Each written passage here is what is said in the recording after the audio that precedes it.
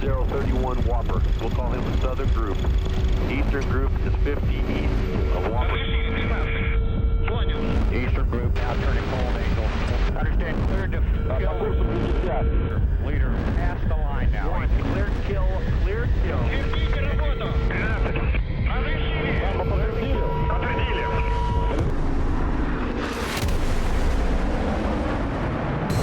По курсу до цели полсотни 3. Выше 3. Понял. По фронту между целью 2 километра. Одна слева, одна справа, 209. Пошли направо, 39.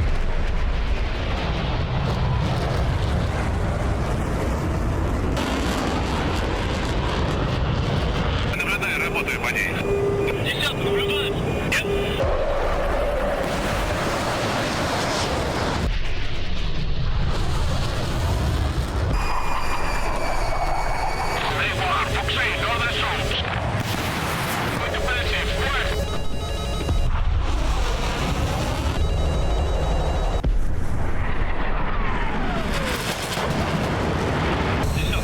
Понял. Находится справа.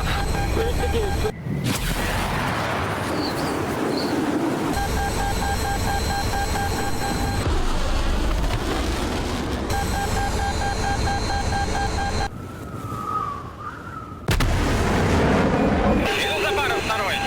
Уходите влево, 722.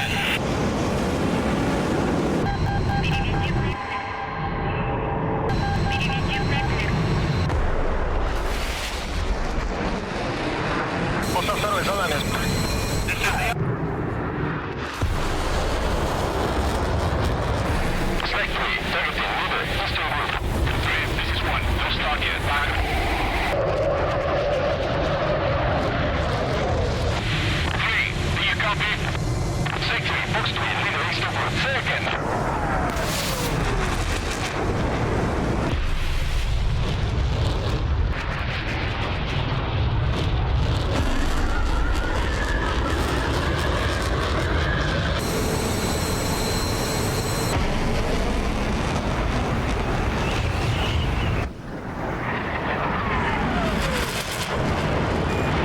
Работаю по верхнему.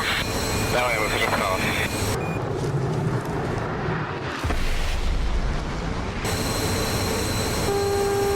Понял.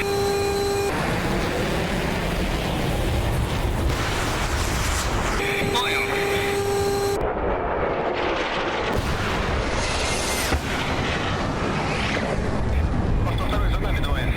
Огонь, огонь! Понял.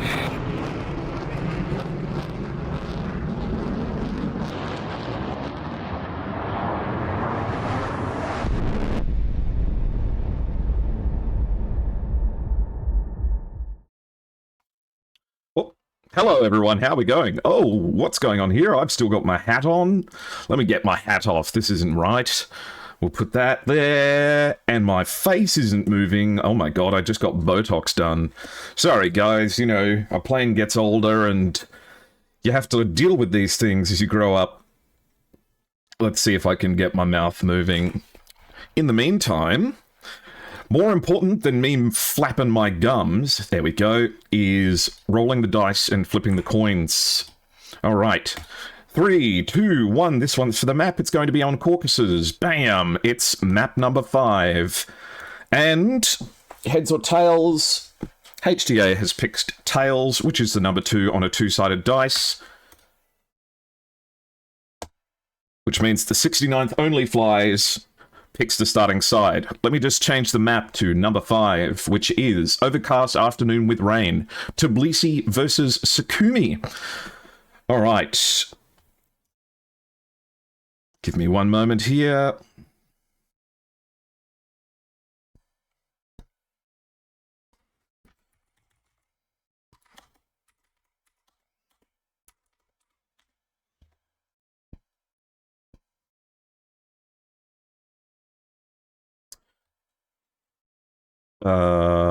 That's weird.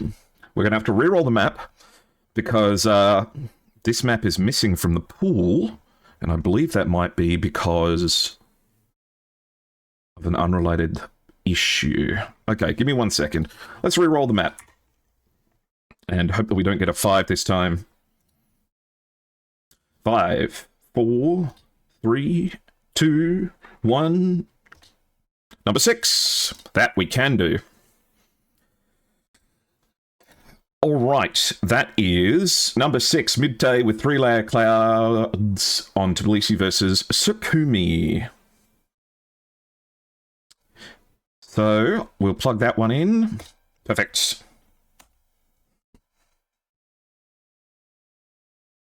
How are you all going today? Hello, Mustang. Hello, Cag, Ruby, Dave GT. Good to see you. How is your weekend going? How are you doing? All right, and pass some information over to the players, and then we can get you something much more interesting to look at than me.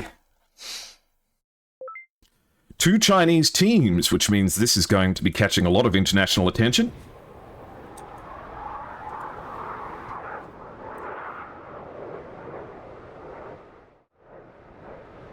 Looking good and feeling good.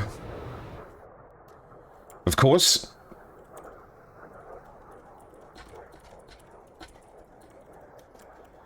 '69th has picked blue as the starting side, so they will be starting over in Tbilisi Locini. Meanwhile, Sukhumi will be reserved for Honkai Destruction Armor. Both of these teams have good reputations and well known throughout the community, so they're going to be flying at a high level today. We can expect peak performance.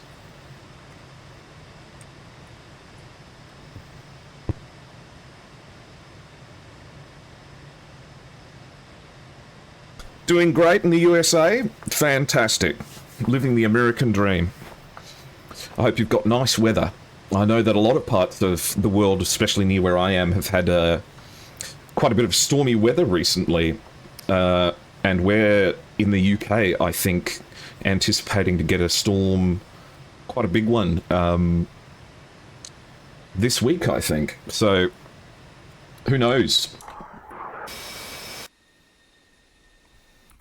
So, spawned in so far, we have Lunar Eclipse, Month Day, Litong, Rainbow 7, Checo, and Makasu.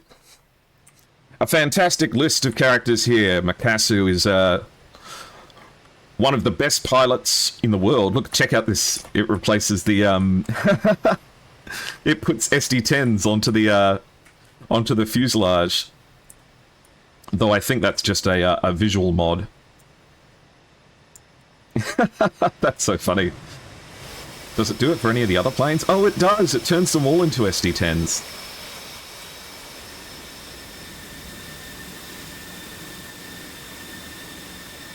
That's so funny.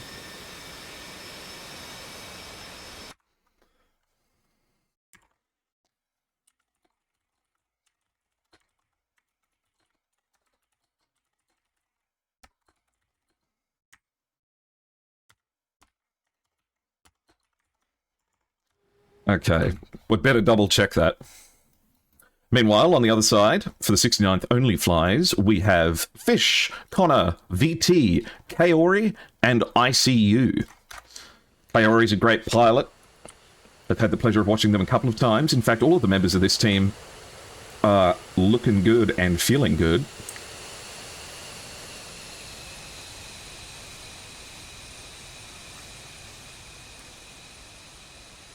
Okay, so they're just AIM 120s. In fact, I think when they come off the rails, they turn into AIM 120s. PL 120s. I'm sure it's fine. Wish and joy. So here we have a Hornet with SD10s. Just a visual, no worries. Hey Snowstorm, Yukikaze, welcome in. Kamikaze, hoping Raiden Shotgun is on the Honkai side today.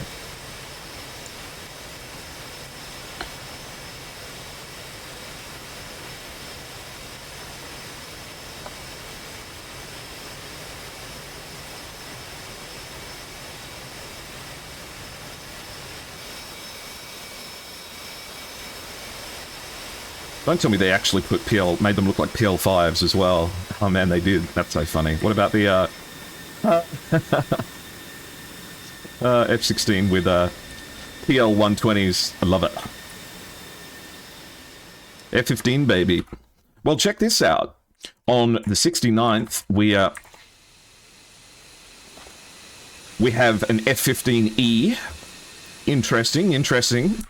And then also, on the HDA side, we have a F-15E S4 as well. So, both teams bringing F-15Es. Planes that we haven't seen much in the group stages at all. And let me just see if they have backseaters. No, Lunar Eclipse is by himself, so looks like it's single seating the F-15E, but also bringing an F-15C as well. So, both F-15s making an appearance here. This is going to be interesting.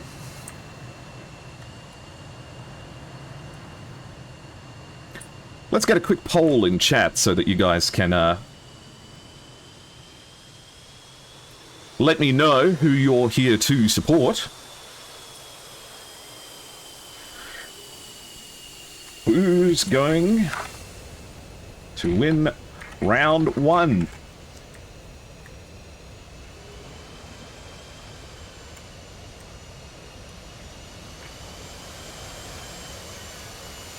We'll let that poll run for 10 minutes.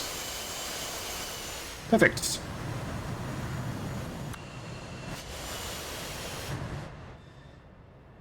So they're making their way down to the runway in good order. Looks like Rainbow 7's going to be leading the way. Makasso following them and Checo behind them.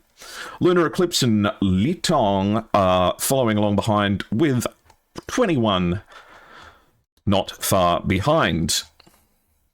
For the 69th, ICU and Connor are taking the southern runway. VT and Kaori look like they're lining up on the northern one.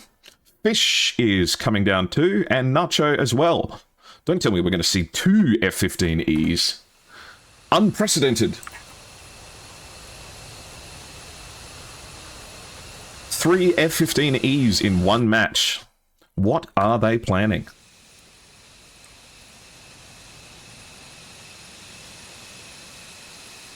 I'm excited to see what's in store for these two-seaters.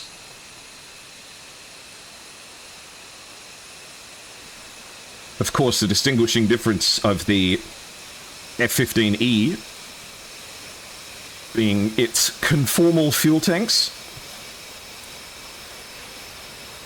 Though, I would have thought that these pylons for the bombs along the fuselage that aren't being used at the moment, I would have thought they would have added an incredible amount of drag.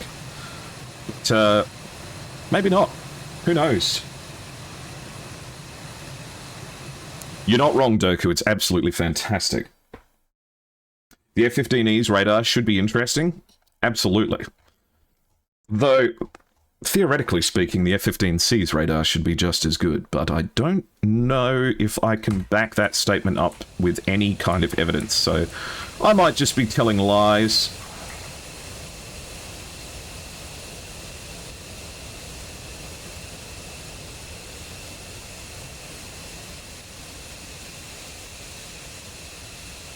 Just double checking that these are in fact Sparrows on the back. Reskinned Sparrows. TL11114514. And even though the missile's Chinese, do not touch is written in English.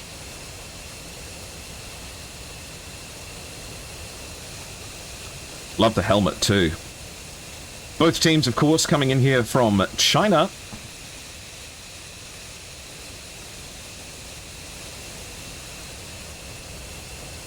So a little bit of national rivalry here to keep things interesting.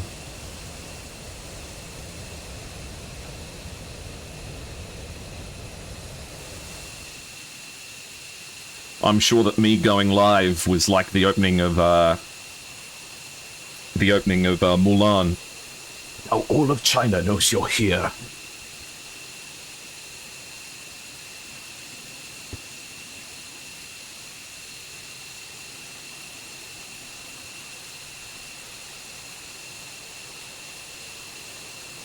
Hello, Dingo Tactical. I hope you're having a good day today. I've got to stop farming you for raids. Just watching the match, Toro versus Stormo round 5 next to the stream. Oh yes, Lucas. Well, I hope your mum enjoys the content very much. Thank you, Dingo Tactical, for sharing your community with mine. There is a stream delay, so you'll have to be a little bit patient.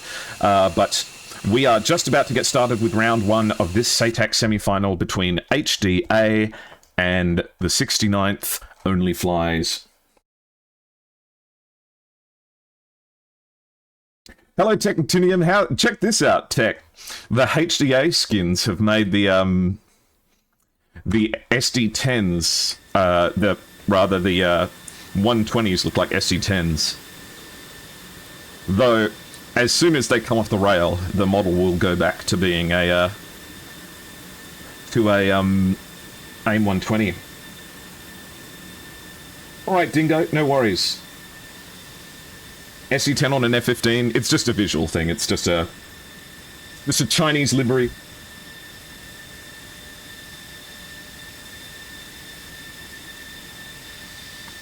Alright.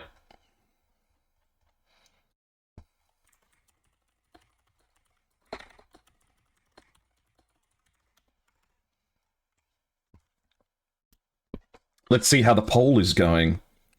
Looks like it's 50-50 on who we think is going to take round 1.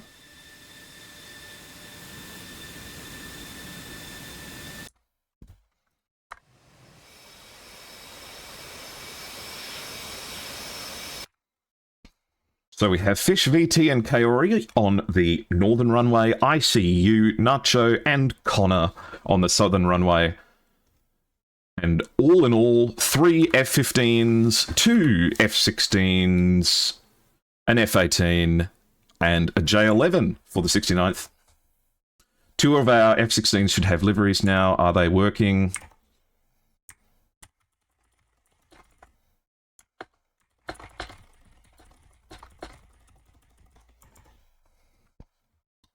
I might see if I can get these liveries working.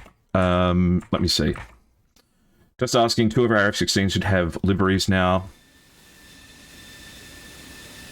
Yeah, no lot. Create using normal mapping and rough met. I thought it was something that you could do in the code.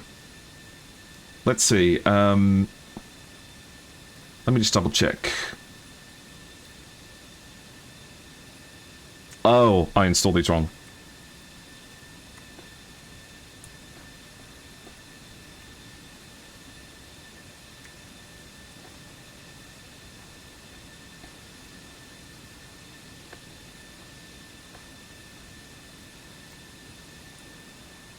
Okay, I know what the problem is, and I can fix it. So, once we've given the takeoff order, I'll quickly restart DCS so I can fix it. Who keeps at least 4 clean towels on hand? Bro, if you don't have 4 clean towels... If you don't have 4 clean towels, what's going on? You need to do laundry or something? Okay. Saved games. Liveries.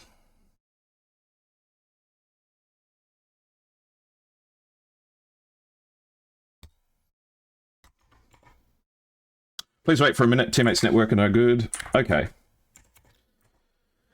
Well, that gives me time to fix up these skins. So, cool.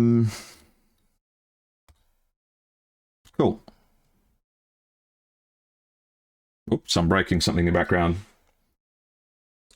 How are you guys going today? Are you busy? Are you relaxed? Have you got a lot on this weekend? Or tell me. Is the weather good? Is the weather bad?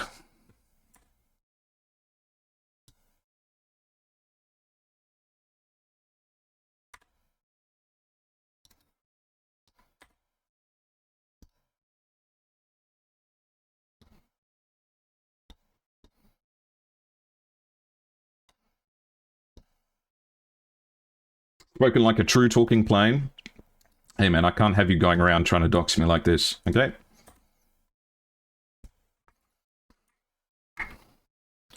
And then we put these in here. Then we put these in here. And then we open this. And then we do this. Get confused about what I'm doing. Perfect.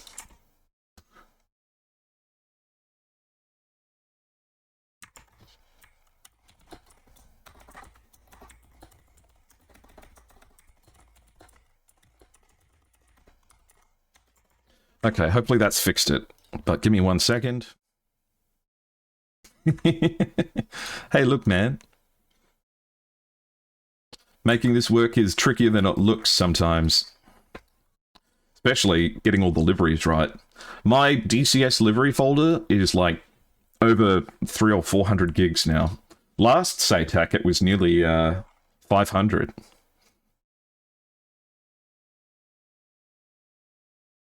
Very new to DCS, trying to get along and understand it. It looks awesome on YouTube on your screen. I find DCS fantastic to watch, even when I'm like at work or something like that, or, you know, when I've got some free time, I like to have just DCS back up on in the background. I lurk in a lot of DCS streams as well. Oh, it looks like it's a 50-50 on the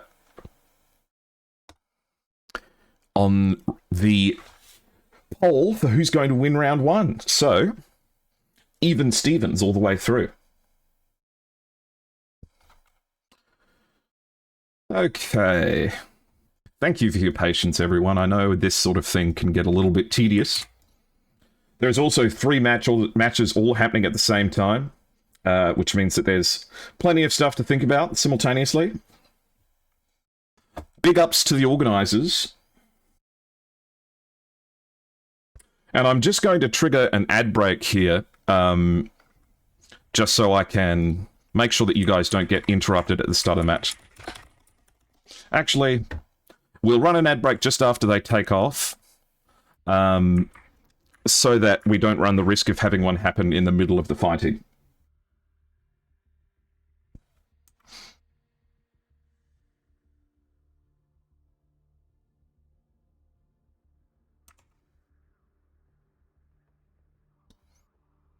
We have to be enormously grateful for teams in countries like China and Iran that have to go through extra steps to be able to participate in these matches.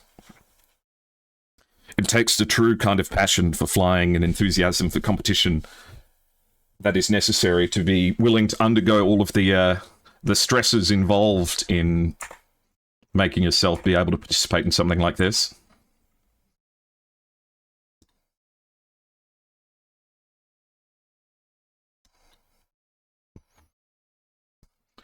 Did it work? It did!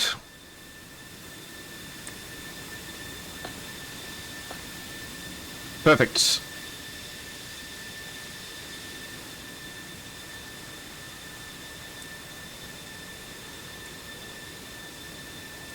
Though I think my graphical settings went back to being a bit lame. That's okay, it looks good enough. Okay, so we have everyone for the 69th lined up, but I think HDA is just having a little bit of a bother at the moment. Never gets boring, yeah, specifically dogfights from Growling Sidewinder. Oh yeah, absolutely. Though I do find it funny the way that he takes modern planes sometimes that have absolutely no realistic flight model whatsoever, and kind of just just kind of makes up a bit of a battle, but, you know, it's good content.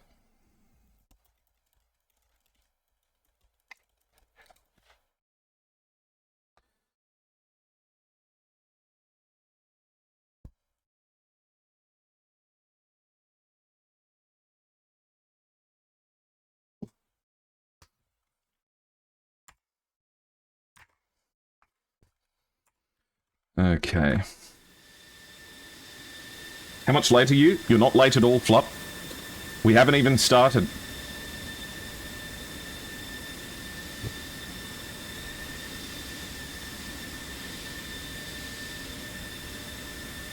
In fact, you've probably got time to get up, get a drink, and get ready.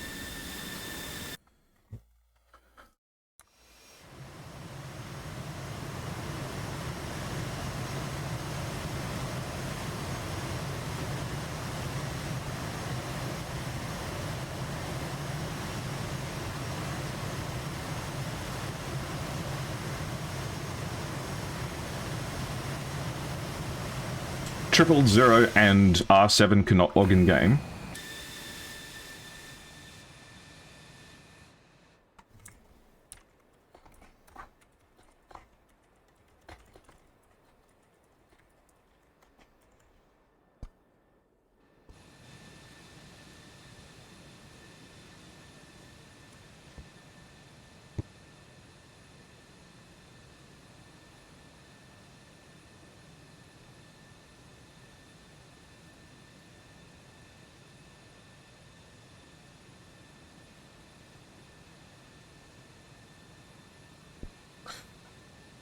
Looks like two of the members of HDA are having trouble authenticating in the DCS servers. There's a raid incoming from who?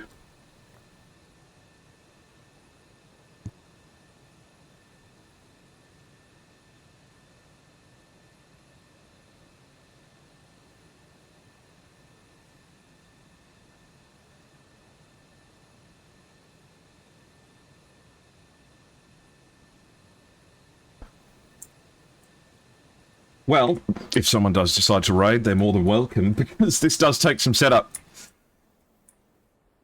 Just like with any kind of esport, it does take a little bit of timing and practice. Okay, they're joining in. Hello, Carbon Tundra. Thank you very much for the raid. What is the delay on stream? It's over 30 seconds. Thank you for sharing your community with mine, Carbon Tundra. What were you up to? Apologies that there is a bit of a stream delay. There is a competitive DCS match happening at the moment, so in the interests of fairness, there is a delay.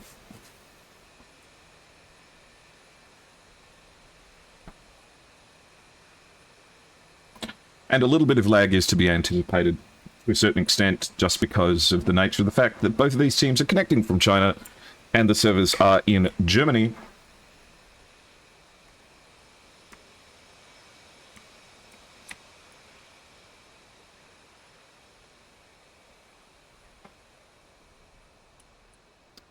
But we are extremely grateful, of course, to MasterArm as well for the server hosting they provide, AlphaGator for coordination, Special K and his DCS server bot for making all of the stat tracking something that's possible.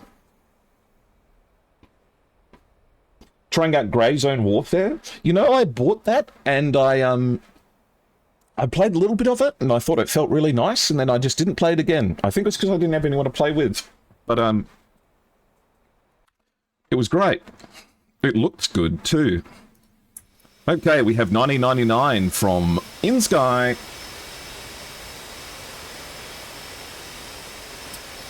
Tori Toby, I'd appreciate no comments like that, please.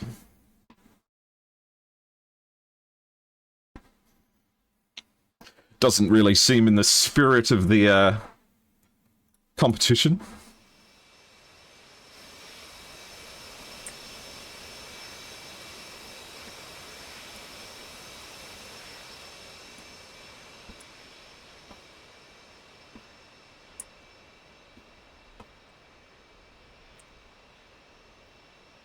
Alright, just 1 second.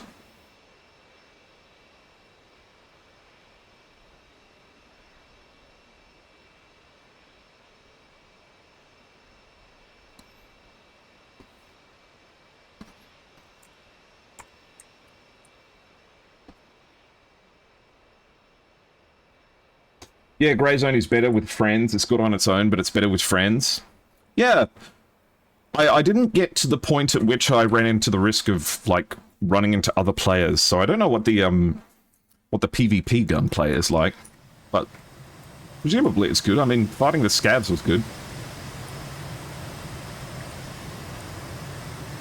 Everyone needs to start in 9 minutes. Yep.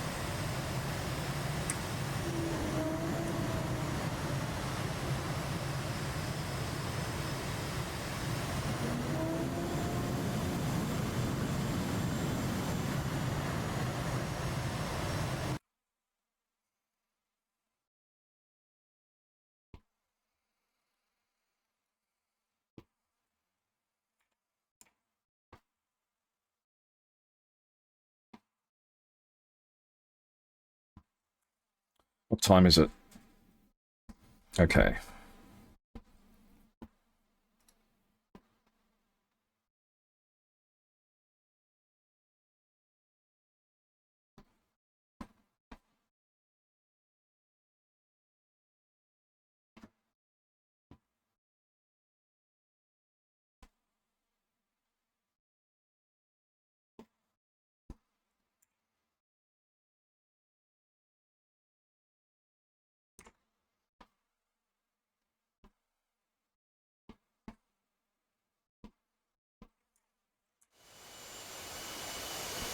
Off-roading in the Hornet, which it can do actually. PvP has this moment, like in it like any other looter shooter. Yeah, I kind of started to detest, because I was a huge fan of Escape from Tarkov in its very, very early years, and I kind of came to resent it after a while, just because of the meta that had developed. What planes is 69th Only Flyers running? They are flying an F-18, an F-15E Strike Eagle, two F-15E Strike Eagles, a J-11, and two F-16s. So a pretty eclectic mix.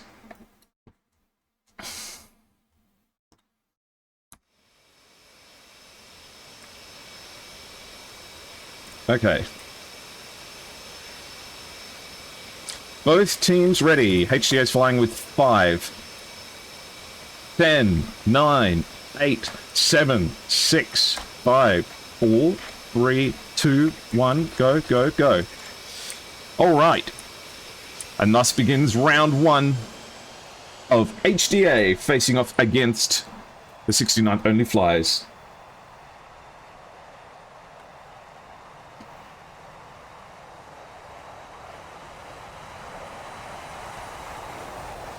I'm not actually sure, Lucas. I'll have to check with tech. So, 1999 and Checo are the first two to go down the runway for HDA, with Fish and ICU leading the way for the 69th. Strike Eagle the next to go.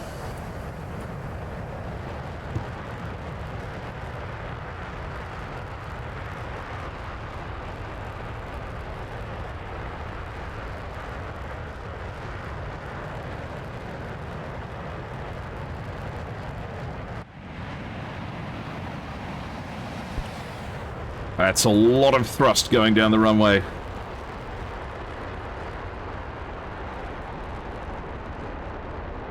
Gear up, flaps up. Kaori and Connor follow behind, with VT running down the runway in the F-15E. Makasu in the F-15 is following his comrades, who have joined up in formation.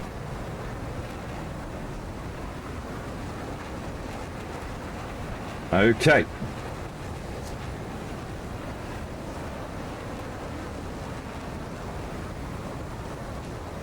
We should be okay to not worry about the ads. Oh, Makasu's gear's just gone down again. And his air brake.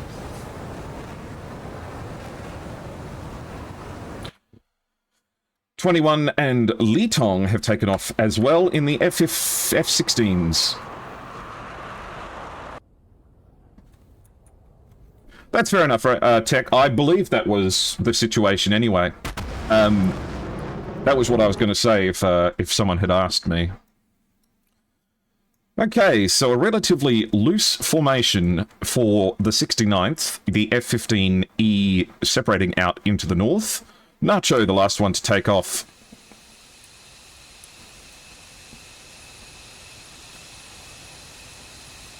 Come on, Nacho, it's all on you now.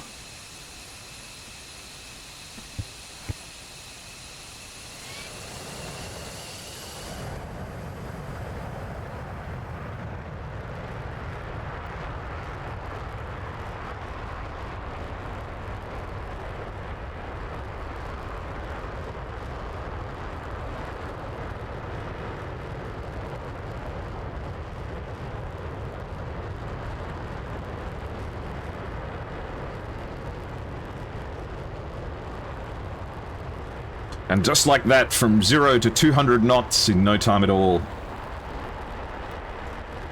And everyone's off the ground. Of course, both teams being guided by GCI in these matches. The A50s not having data link.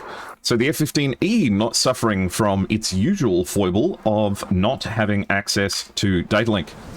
And it looks like Honkai Destruction Armor is entering the circle in close formation. Both teams have agreed on no ECM for this match.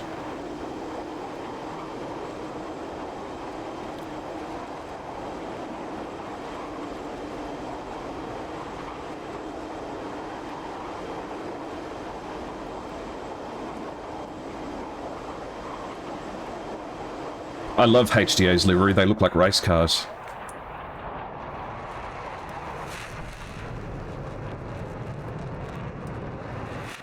An awe-inspiring formation, but not going too quick at the moment, and not afterburning.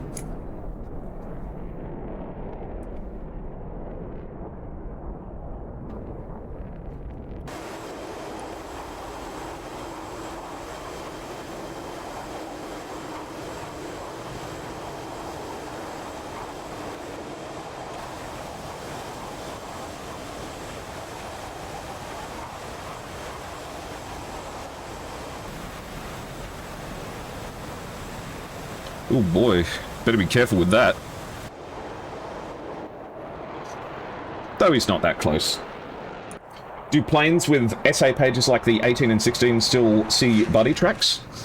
Well, yeah, it's fighter-to-fighter data link. They're allowed to use fighter-to-fighter data link. That's perfectly fine. They're just not getting it from the AWACS, through fear.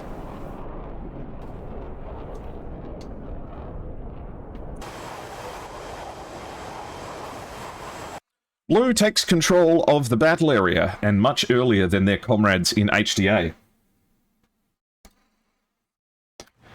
It's Fish leading the way after burning in the aggressor livery F-18. Finished a match from last week. Crazy turnaround for the 36th. Yeah, it was terrific, wasn't it? That was probably one of the best SATAC matches I've ever cast.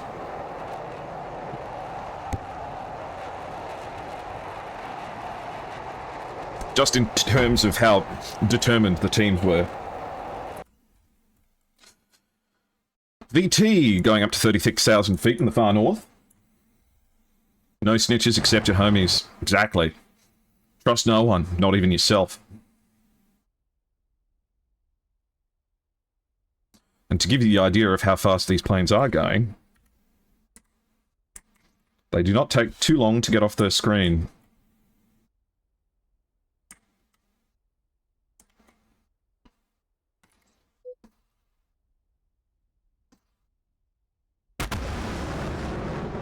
The battle area is contested because HDA have separated out into their battle line.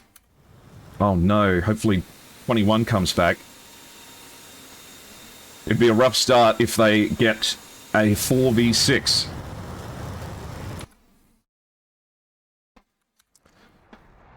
$19.99 is going along.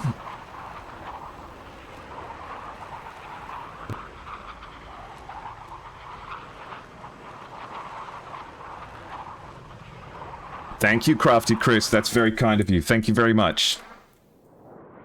Thank you for the 6 months. Okay, 21 came back. Yes! Our ranges at present time, 86 nautical miles between 21 and VT. Fish is 75-ish nautical miles away from the nearest bandit. What's with the red and green ring?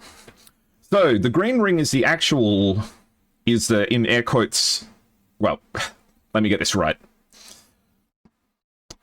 They basically are both part of, in air quotes, the circle.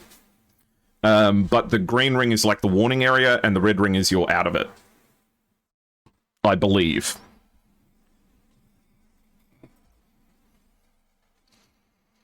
So I think you get warned once you cross this line.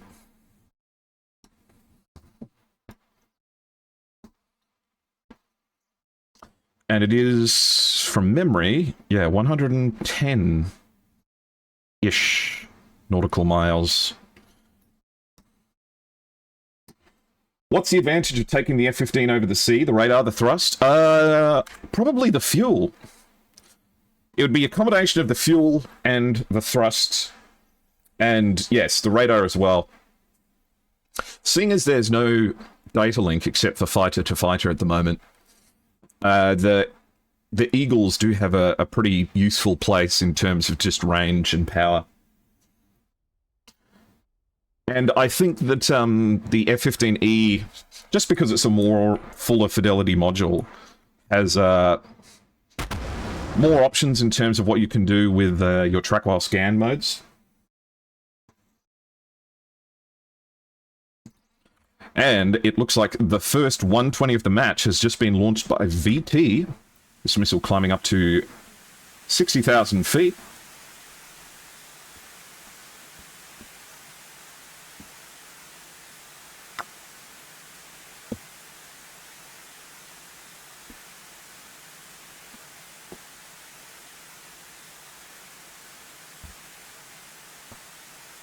It looks like it's already on its downward journey towards Litong, who's probably going to know it's coming now, hopefully at very least. Turning defensive now, with the 120 coming in at pretty high speed.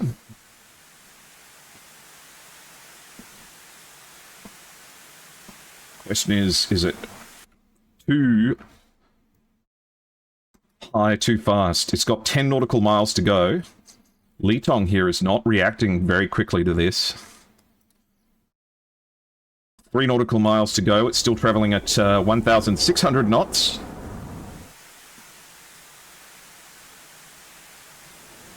$1,400. 1,200. 1,000. Impact. The first one goes down as the missile finds its mark. The first shot from VT takes out Litong. The first casualty of the fight. Another AIM-120 in the sky, traveling at 800 knots at 43,000 feet. If that was fired at VT, he is long gone.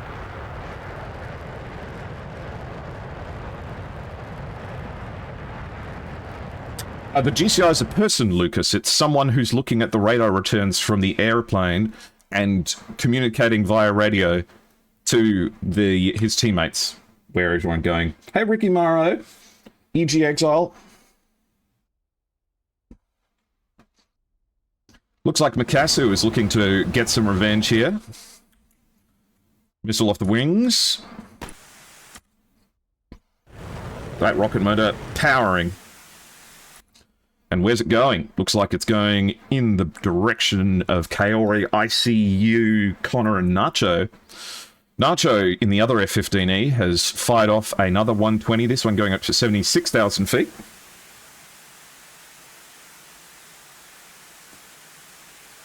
How do you prefer to be called? You can call me whatever you like. Some people call me Air for short. Just call me Air Show. Just don't call me late for dinner. AS, I guess, is fine too. Why not? Okay, it looks like this one heading east is starting its descent. So a human is controlling it. A human is communicating what it can see. But there would be no point for them to be able to control the airplane, because it's exactly where it needs to be. This 120 is still going, 48,000 feet. I don't think it's locked onto anything. Because it doesn't look like it's going for Nacho, and it's flying over the top of Kaori and Fish. Meanwhile, VT fires off their second AMRAM of the match.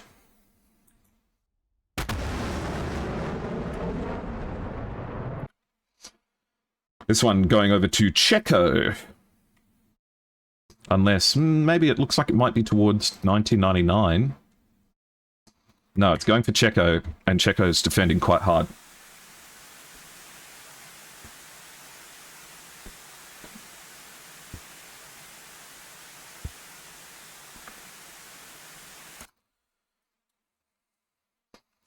No, in fact, yeah, my name online is Airshow, but everyone just calls me Big D, so you can just call me that.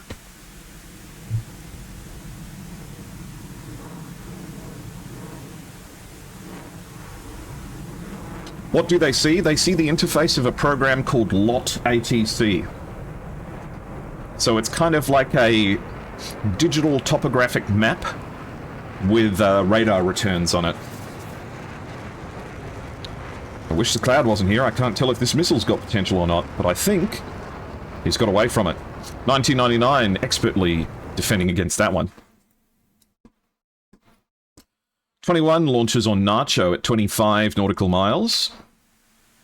This missile pulling pretty hard here at 52,000 feet, losing a lot of speed very fast. Big ass. No. 21 defending now. This is a interesting attitude.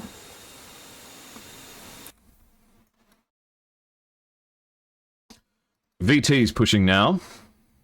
Checo and ICU are 13 nautical miles away from each other.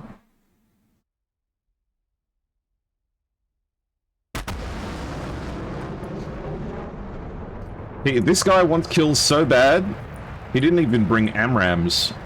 He doesn't have any Sidewinders, he just brought 4 AIM-120s and that's it. Looks like ICU has fired at Checo. It looks like VT is firing down at Checo as well. This missile going to be pretty much up, down.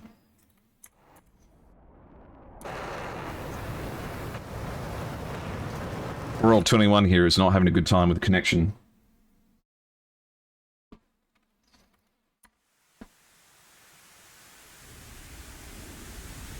Except the D stands for do not step. Hey, you can step if you want. Give me $5, I'll let you do it.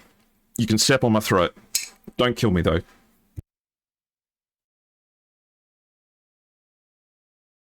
This music's a little bit weird, as 1999 fires towards ICU.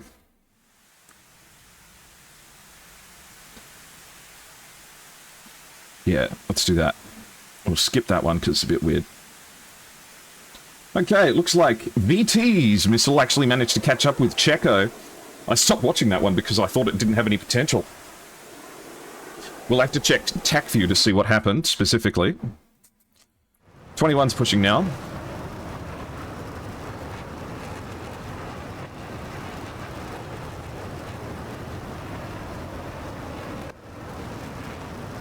Thank you for the follow, unpasteurized milk drinker. That's a hell of a statement. Okay, ICU and 21 are right next to each other. In fact, ICU might be visual on him. 21 gets right up against ICU, but fires at Kaori instead. Kaori fires back, but also at the further target, at Mikasu. But ICU defending here against a missile coming in. Ooh, manages to get away from it. Is it going for Fish? It was going for Fish. Fish gets splashed. I thought it might have been going for his teammate, but it went over the top of him. That's one F-18 gone. Bringing it to a 3v5. 21 pushing here now. Only has 1 AMRAM left.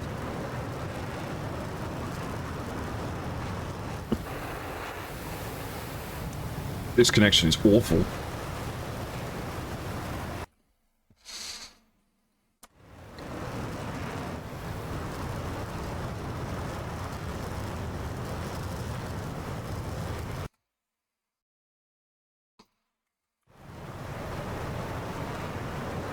Oh, Christ.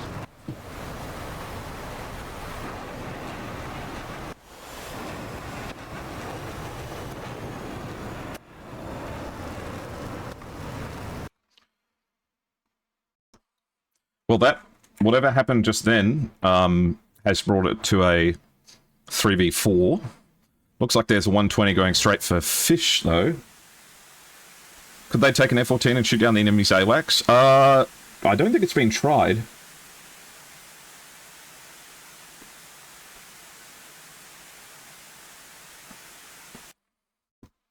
That AIM-120 going down towards Makasu.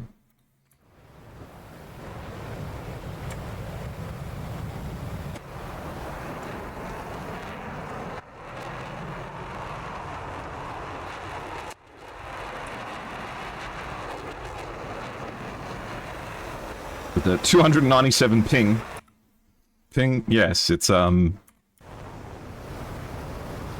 ping battle happening here. Was that a high off-bore sight shot at 21? Dolly! I don't know what to do.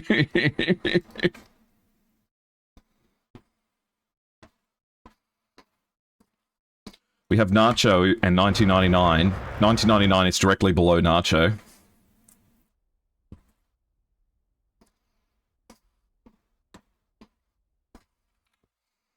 Flying right over the top of him, though.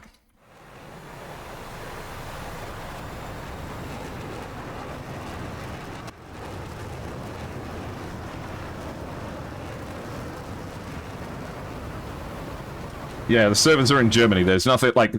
It's not the server's fault. It's not the server's fault at all. Makasu was down to a Sidewinder.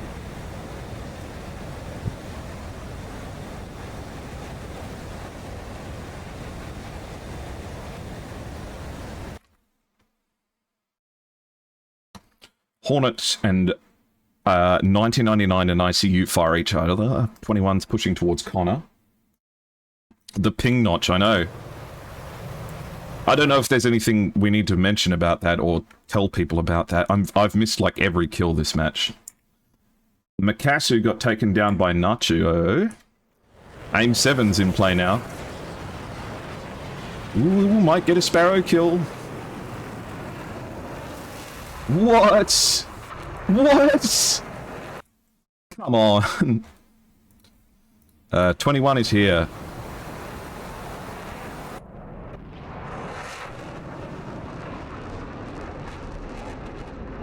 They're both Chinese squadrons fighting on a German server. What's 21 got left? Nothing. What's on 1999 got left? Nothing. Nacho's coming down. But Nacho's out of weapons. Nacho's down to guns. Nacho's going in for a guns kill here.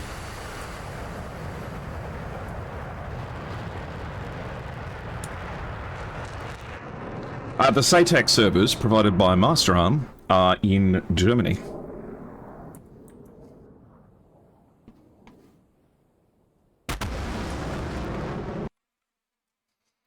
VT turns in on 21.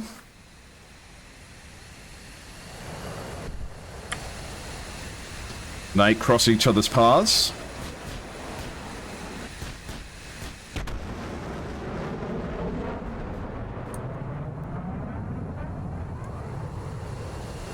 We need someone with a missile to go get 21. What has ICU got left? ICU has got 2 AIM-9s and a Sidewinder. What about Connor? Connor has 2 AMRAMs and 2 Sidewinders. So they have all the missiles they need to deal with this.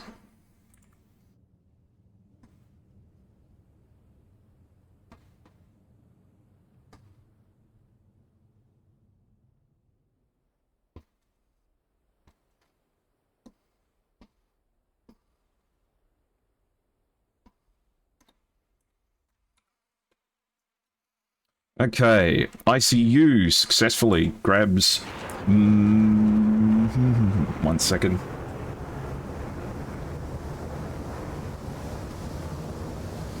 AIM-9's in the air, but no effect. They go out towards ICU. 21's the only one left. As 1999 must be going down somewhere. But I can't find them.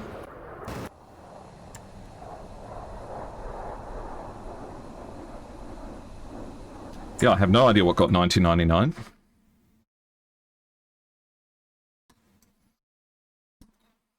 VT is only 4 nautical miles away, but I don't believe has any weapons left. Down to cannon.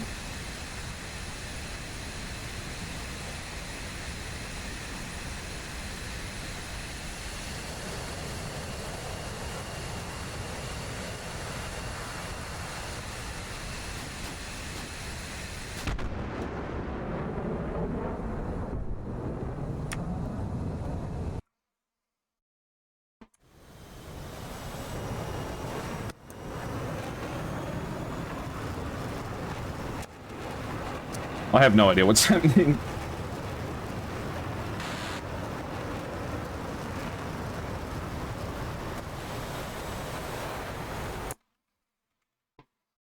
Nacho needs to get down here. Or someone with a missile needs to come down here.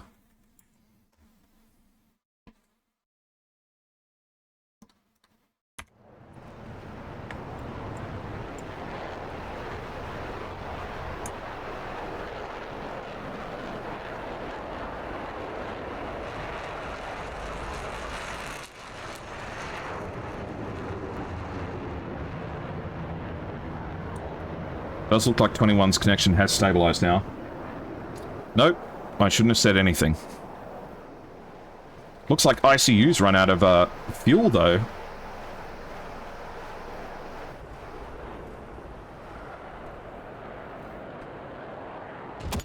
Their drag is negligible compared to the pylons.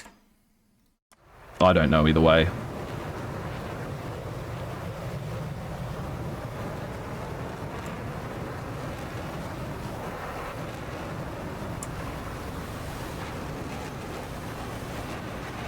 Why is Connor turning away here?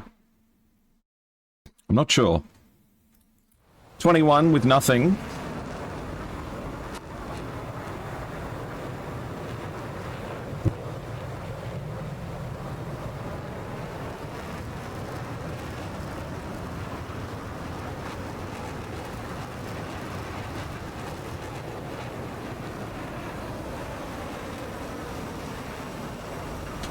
The missile has no idea where it is. Connor doesn't know where he is.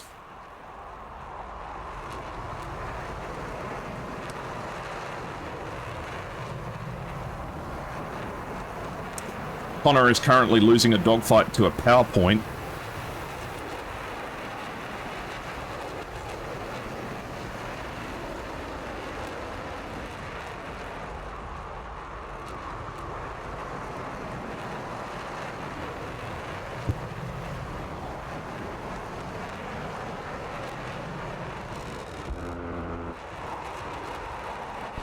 Anyone manages to get Connor.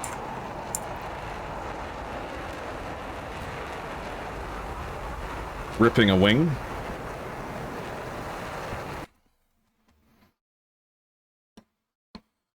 But Nacho and VT are already returning to base.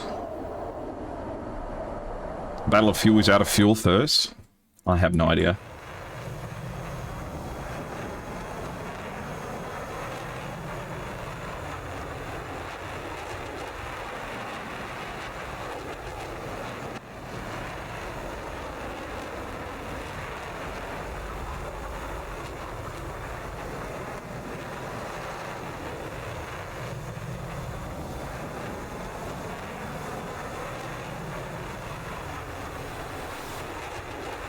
Oh my god.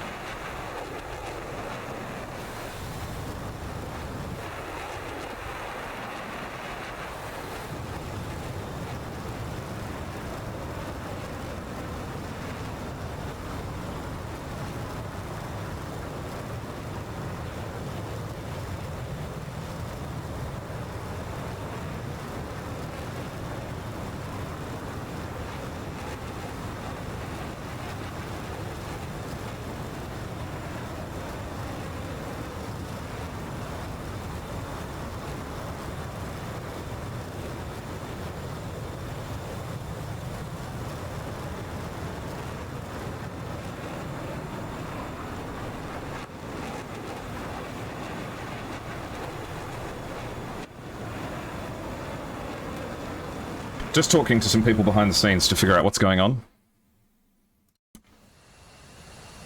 Are they aware there's still one enemy bird yet? I haven't called return to base yet, so they should definitely know.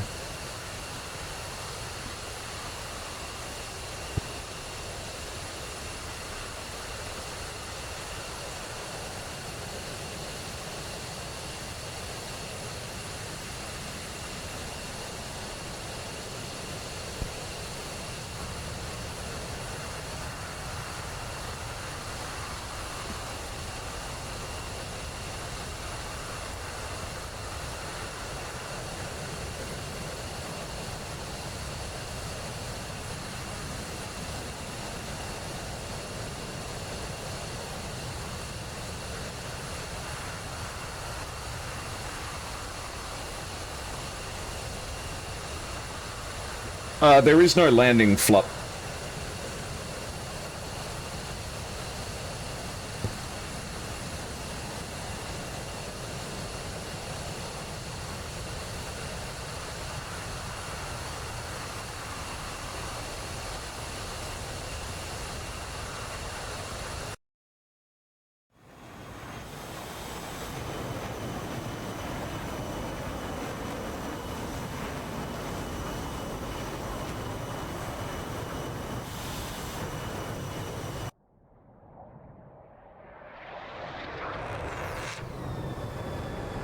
He does seem to be more stable now.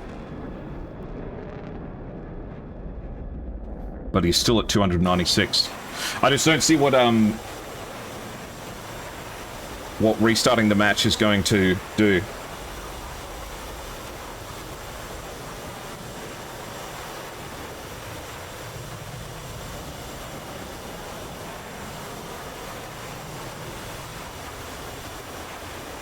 We agree 69 win the first.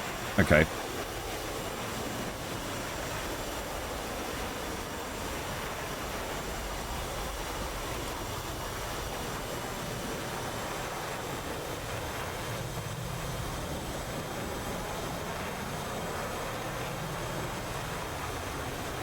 Okay.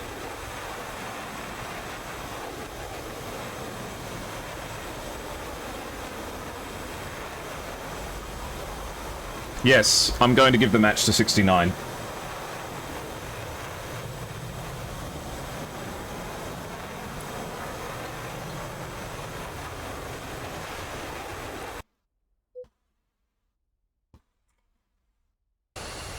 Alright. Well, now they can RTB. Well, let's have a look at what happened all the same. And I'm just going to write out some messages.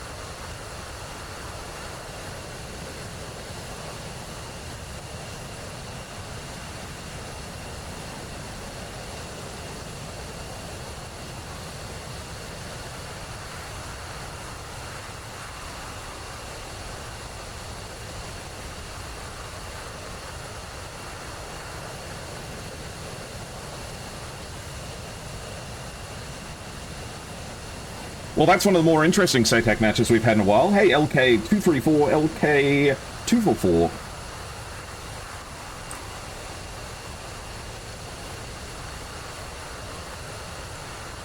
So, let's check on the TAC view. Sorry about that, guys. Coordinating all of this is a little bit of a tricky one sometimes. Okay. So, as it happened, Makasu is flying a paper plane.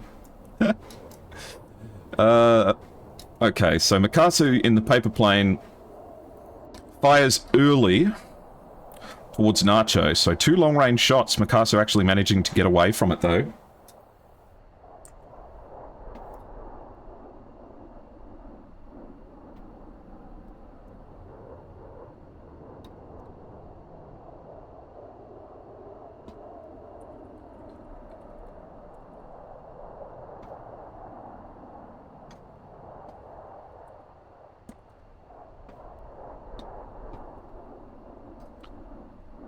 So the initial long-range shooting went quite well, actually, with 1999 only just managing to get away from this 120 here. Some expert defending. The in-sky player acting as mercenary here. Definitely worth their weight in gold. But Litong was the first one to go down. And that was a 51 nautical mile shot from VT. Huge hit. And that missile apexing at 71,000 feet and managing to connect.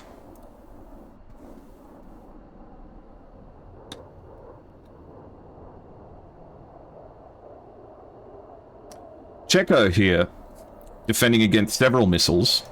But these higher altitude, it was VT. Was it VT again who managed to get him? Yeah, VT with a long range, not even long range really, 15 nautical miles. But getting an AMRAAM to hit at 15 nautical miles this low to the ground. Checo getting really unlucky to have that missile track all the way down to the ground. But it does look like he might have just picked up a bit of altitude and flown. I see the problem. I think Checo was consciously defending this missile, but didn't realize that there was this one as well. And as a result, saw this one drifting off on the on the RWR, and then realized that there was a second one. Unlucky.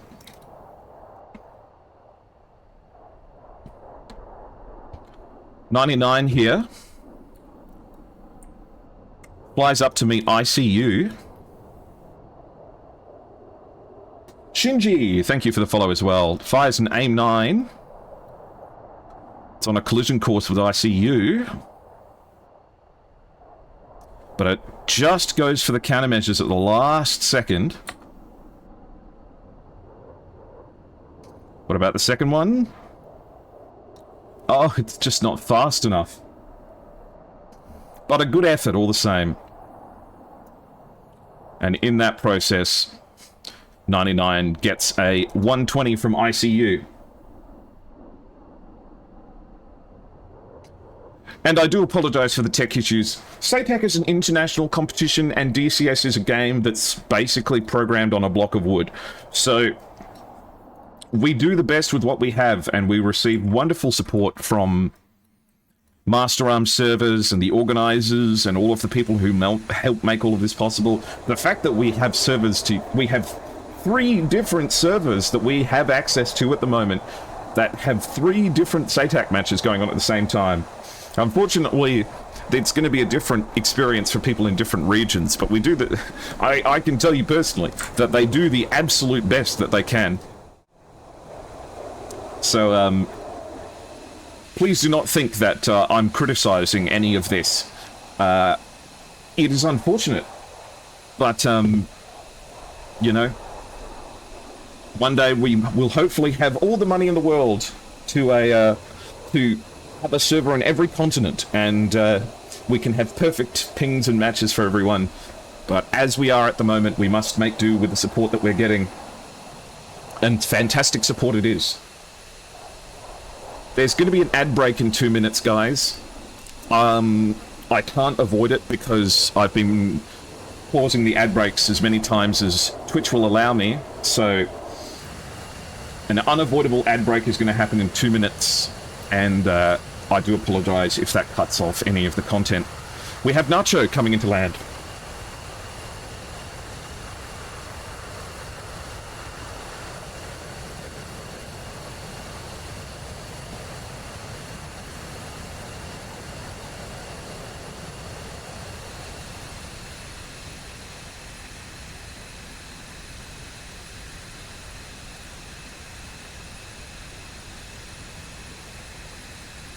Well, Cag, the truth of the matter is that every player in this game is from China.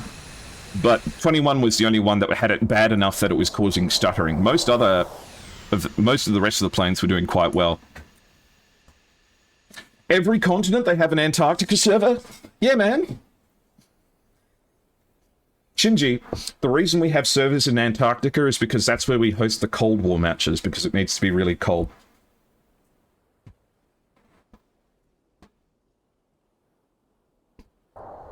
And don't listen to Diesel Husky Shimakaze, he's just being rude to me.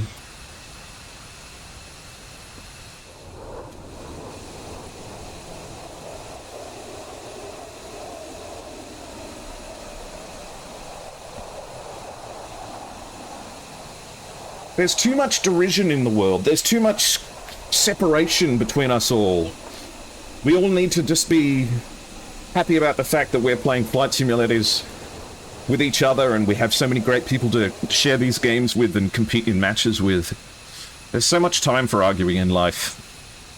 Do it later.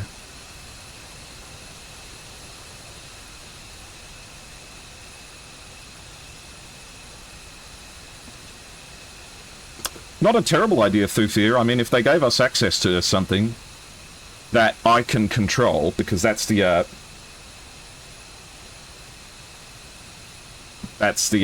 limit. I need to be able to be in charge, and we need to be able to know that the server doesn't have any scripts or anything running on it. We need to be able to monitor it. We need to be able to get every bit of log and data that we get from the server so that we can make sure people aren't cheating.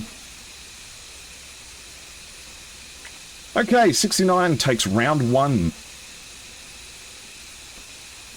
In an interesting match, but a comprehensive one, I think the F-15Es worked very effectively there. Looks like VT's on the way back home as well.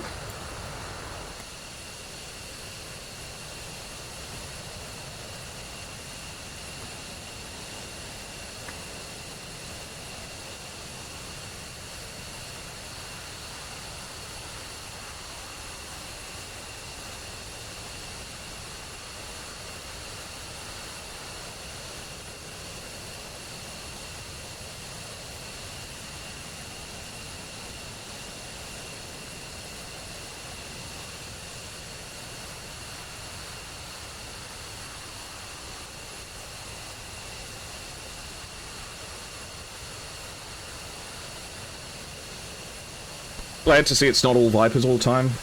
Yeah.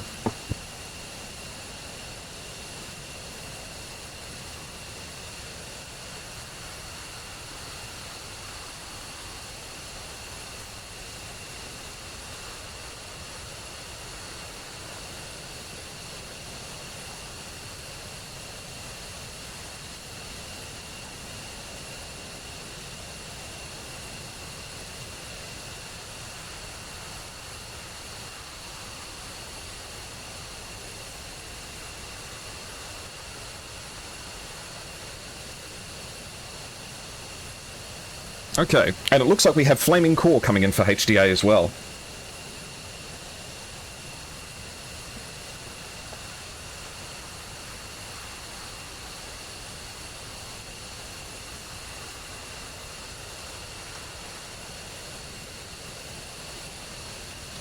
Good idea to speed things up a little bit.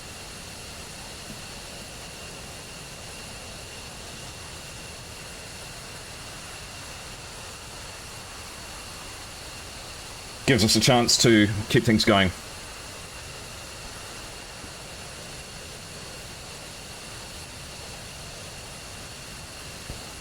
I know it's late for them as well, so best that we get things moving quickly.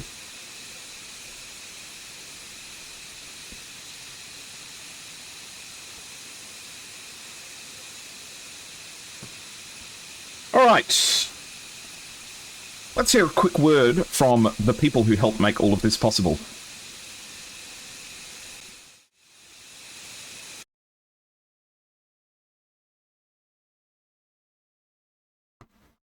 Do the F-15Es have a backseater? They did not at the moment, actually, which is an interesting feature.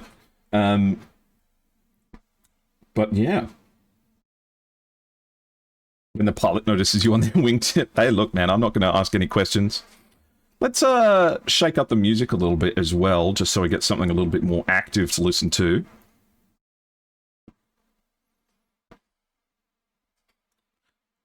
This seems like a good idea. Yeah, that'll do. Better.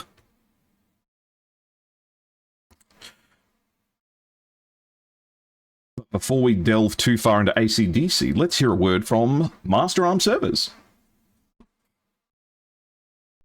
Running a dedicated DCS server can be complex, time-consuming, and expensive. And after all that effort, you still might not get the smooth, seamless experience you're looking for. That's why virtual pilots and virtual squadrons choose Master Arm as a ready for immediate use solution and for peak efficiency.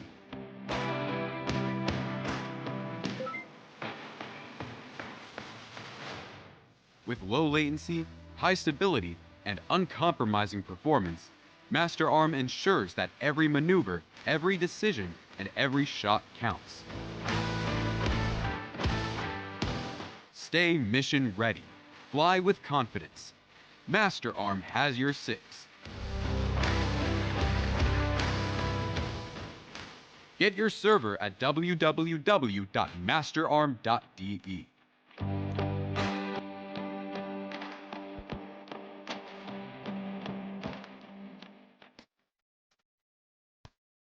And thank you very much, Master Arm. It is a pleasure to have you guys be a part of this competition. I remember what it was like before we had their support.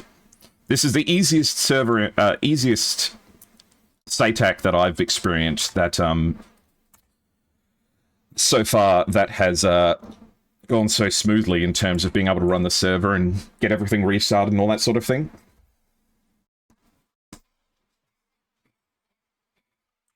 Okay, hopefully we don't have to wait too long.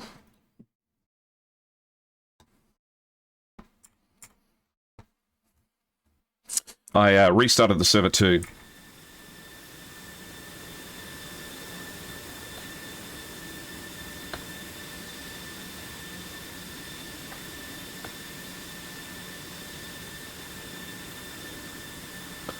Cool. So we have Mikasu in the F-15 Charlie, Li Tong in the F-16. Hopefully they can get all six this time.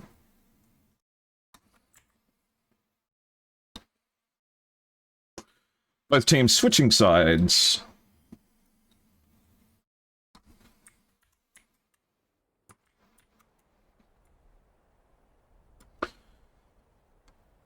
Everyone spare a thought for my low polygon brother. For just $1 a day, you can make a life-changing difference to an SU-30 that doesn't have very many polygons.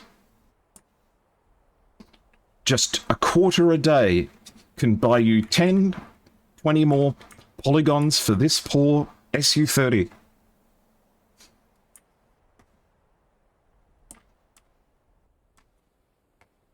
Does Airshow have some other models as his character in his hangar? There's the old version of Airshow. I used to look different. So I look like the same plane each time, but I have a few different ages of model. I love the way this plane looks, man. I love the high split tail. Something about that just looks good.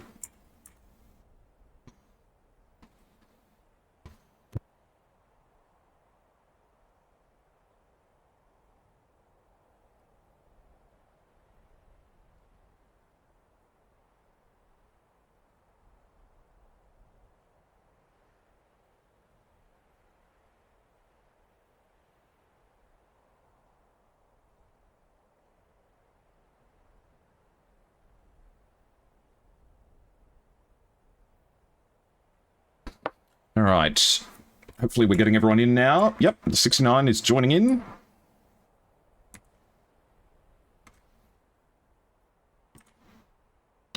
And they have another one of my favorite aircraft over here as well.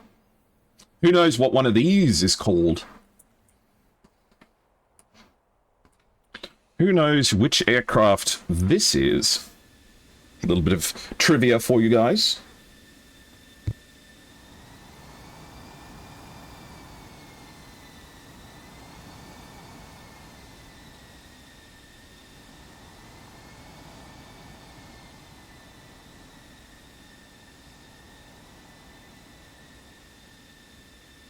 I have to wait for the stream delay to see if anyone knows. Okay. We're getting a few planes getting in on the runway now. I we SATACing it up in here? We are. We're SATACing all over the place, Diesel Husky. It's insane.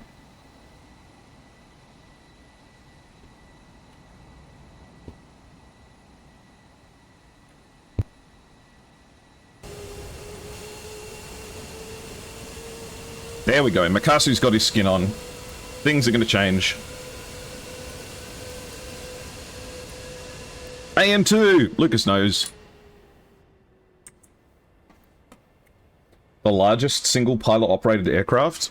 That's not even true. Did you know that the heavy bombers that the British used during the Second World War, like the Lancaster and the Halifax and stuff like that, those were single-pilot aircraft? And my favourite model on this entire map is this guy. He's straight chillin'.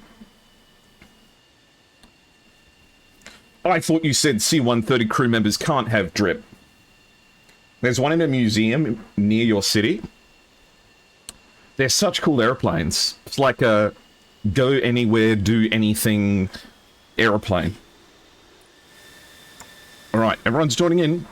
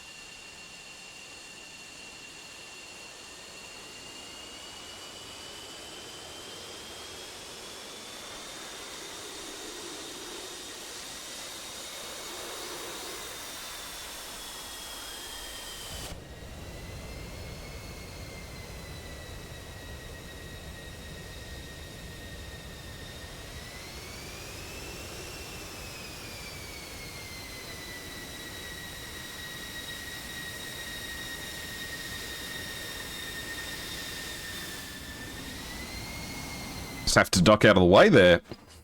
So we've got VT, Kaori, Nacho, ICU, and Connor so far. Nacho bringing the Eagle, along with VT as well. What's VT bringing this time? Once again, only AMRAAMs, no Sidewinders.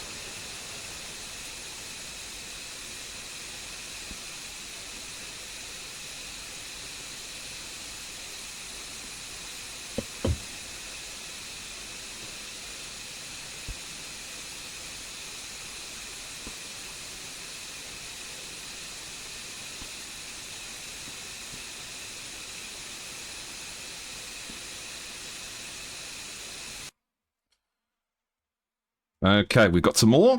We got fish now.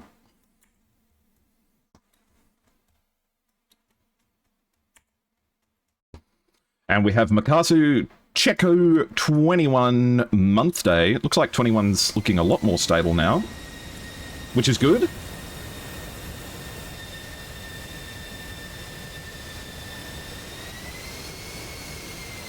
I haven't been to an air show or an aeroplane museum in a long time, actually. I need to go to one. Are there any more air shows? I know RIAT has already happened in the UK, but are there any more big air shows happening in the UK other than me?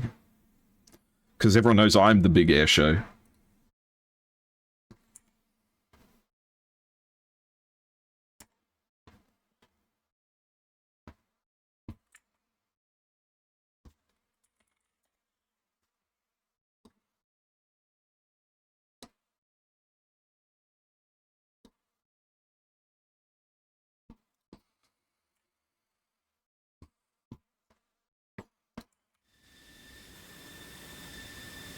Ah, here we go. This is a new livery.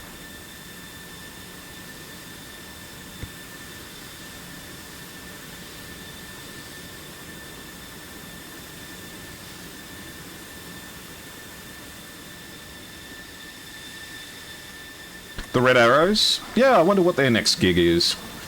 I was in Portsmouth a couple of weeks ago, and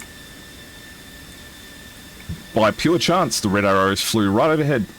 I don't know if they were operating nearby, if they were going to Riyadh or something like that, but yeah, they flew right over in formation. They looked absolutely gorgeous. Farnborough?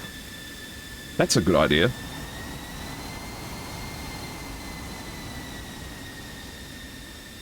Wonder if it's got any tickets left.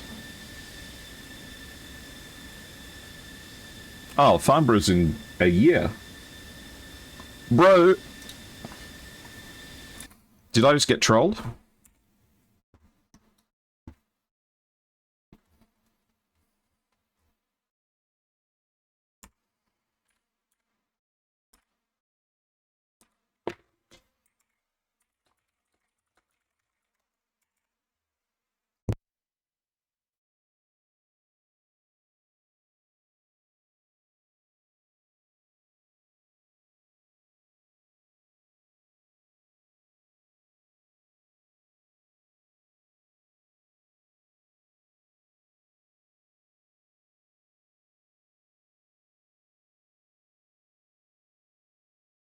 After Rammstein back there?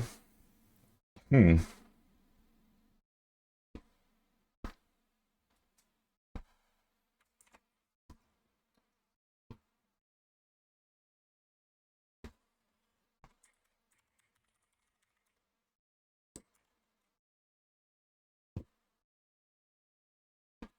Sorry for the wait, guys.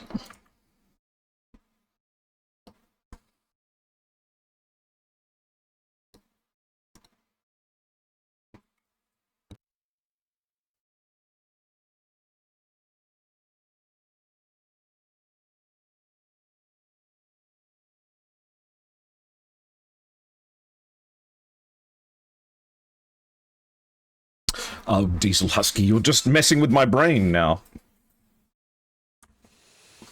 Nacho's getting a move on.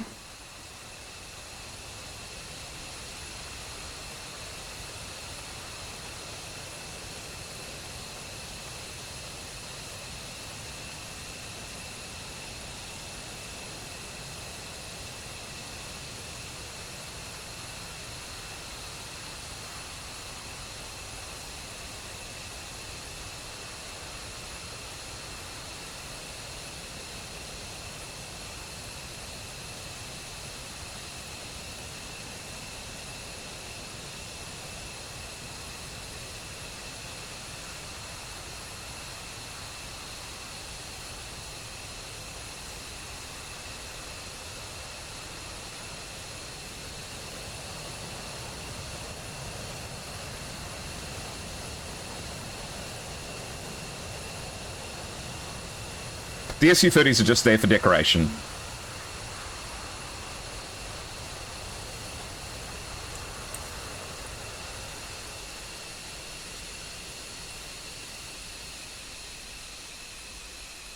Farnborough sells out pretty much every year or every other year, seeing as it's bi-yearly.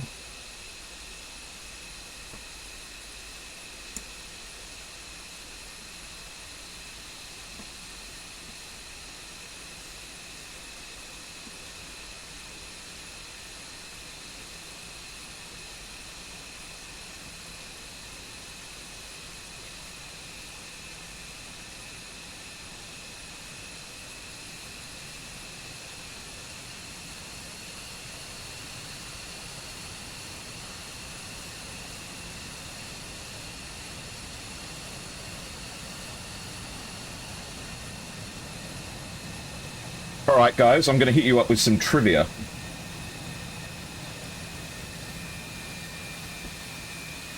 Let's,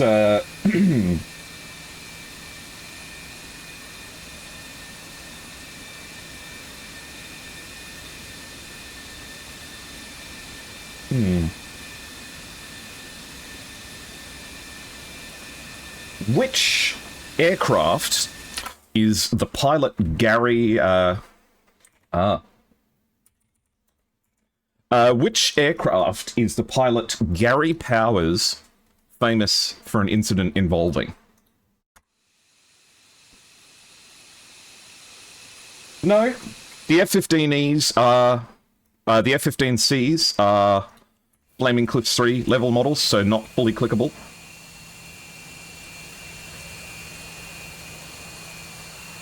I see.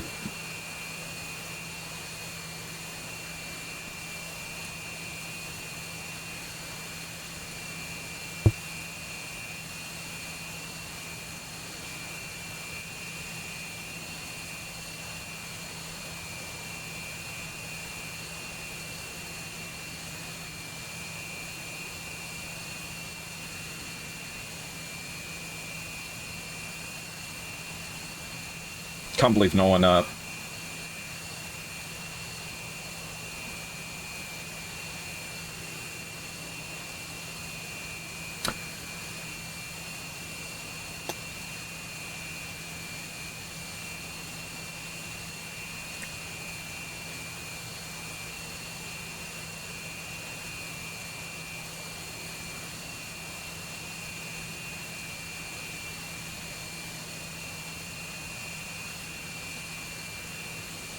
How are you on Twitter and streaming? What a mad lad. Don't worry, I'm in the middle of, like, balancing out, yeah, I'm trying to fix some background technical issues at the moment. How you going, Haneko? Okay. Both teams ready. 10, 9, 8, 7, 6, 5, 4, 3, 2, 1, go, go, go. All right.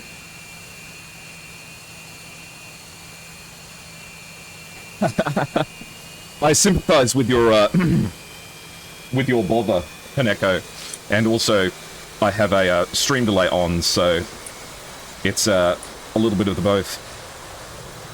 It's not helped by the fact that, like, we're in the middle of, like, the muggiest, most humid weather I've ever experienced. Makasu takes off and fires his gun for just a brief moment, presumably in celebration. Leads the way.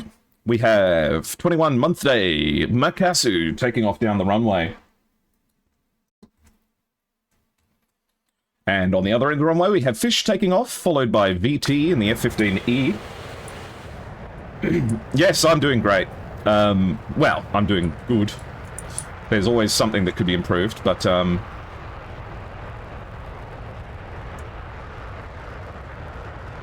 you know, we take life, the rough with the smooth.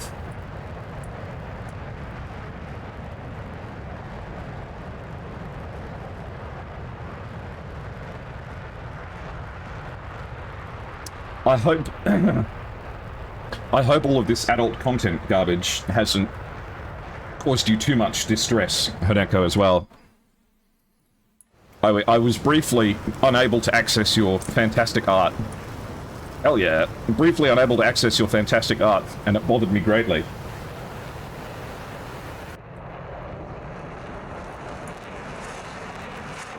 Off they go. So, I see you and Connor have taken off, Nacho and Kaori to follow along. Okay, Lunar Eclipse is here.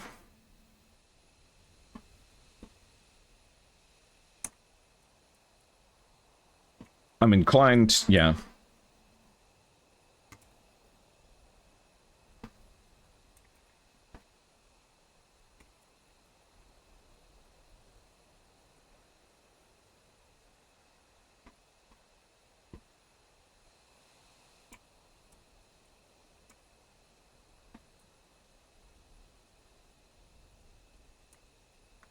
Oh, you know what?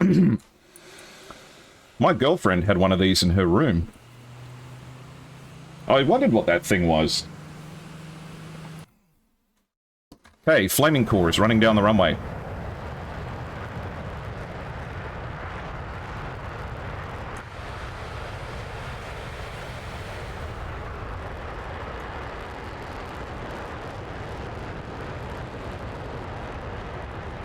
Oh, I'm sorry to hear that, Haneko.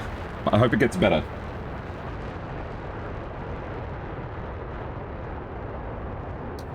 Me putting my hand on the shoulder of my artist friend. I signed a petition for you.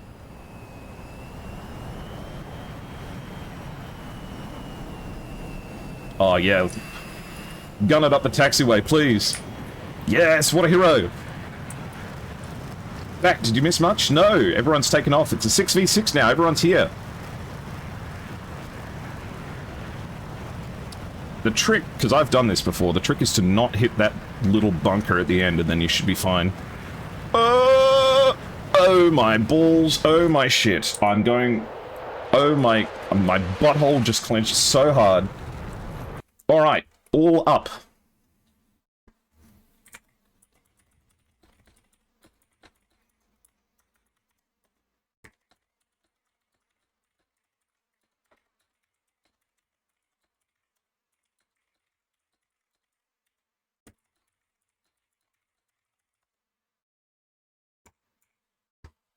Looks like Fish is leading the way here. 30,000 feet.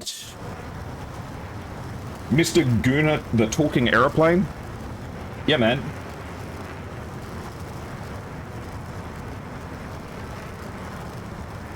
Alright, everyone. Well, welcome to round number 2. I'd better change the round timer.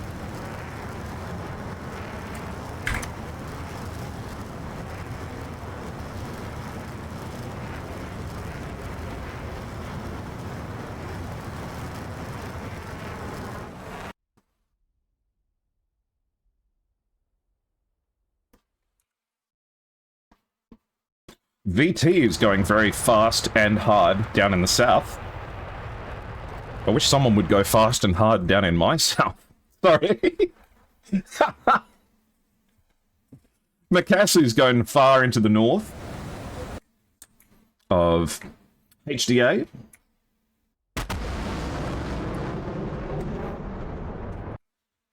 Checo in the south as well. Just about to enter the zone.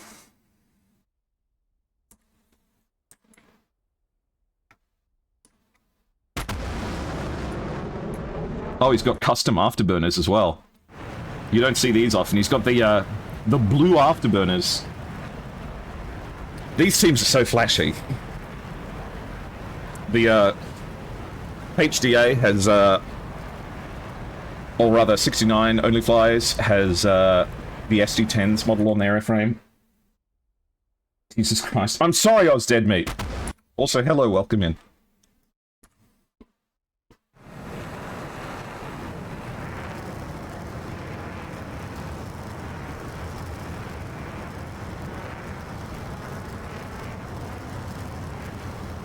I reckon the centerline tank is going to come off in 10, 9, 8, 7, 6, 5, 4, 3, 2, 1. Half. A quarter. An eighth. 1/16th, 1/32nd, 1/64th, 1/128th, 1/256th. It's just not going to jettison it. I'm sick of it. Checo's going in the south. Looks like they're both teams are sending a fast jet to the south. Oh, jettison the centerline tank.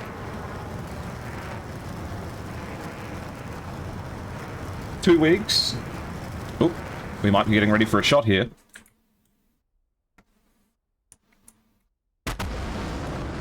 He's going right up there. And missile off the wings. This one's going straight up. 2,600 knots. Apexing at, ooh, I'm going to guess 75,000 feet.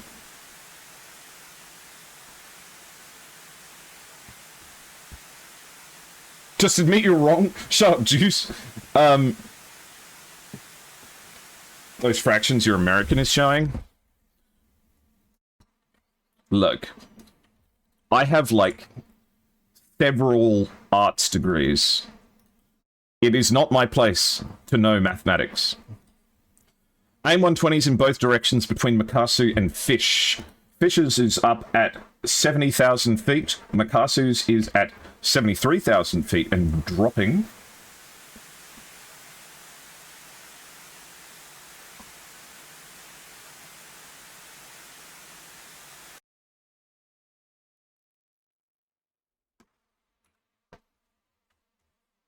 And in fact, if it has fish, this has got a huge amount of potential, but it looks like it's going for ICU, actually. Though it's still traveling at 1,800 knots. 1,700 knots. ICU is not going to defeat this if he stays up at this altitude. He needs to, yeah, he needs to go down.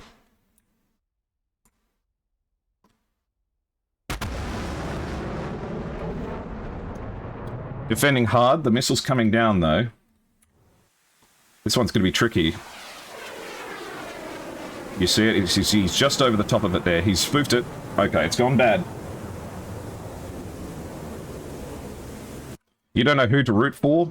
The fish? Or someone else? This 120 is going slow. Look, it's just passing over the top of another one of the HDA members, but it is not seeking them. Lunar Eclipse. Which character is this? Does anyone know? Alicia. From Honkai.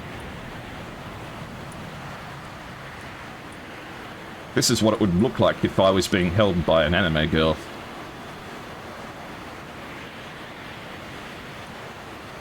Alright. So this AIM-120 fired towards the southern group, no major factor. Makasu and Connor are 30 nautical miles away from each other. Makasu at 43,000 feet.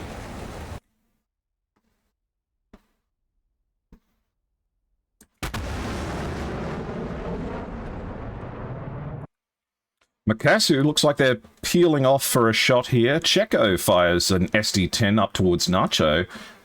Looks like that's at 30 nautical miles, both at around about 38 to 40,000 feet.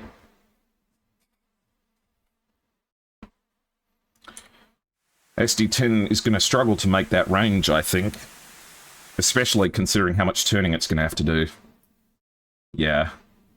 Nacho's already cold against it. I don't think that's much of a factor, but we get a dual target track shot from Makasu, who fires off 2 AMRAAMs.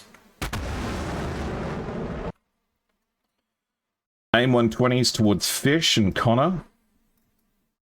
Actually, this one might be going towards VT. Not a bad shot, actually, because in the worst case scenario, that just keeps VT occupied, defending instead of attacking.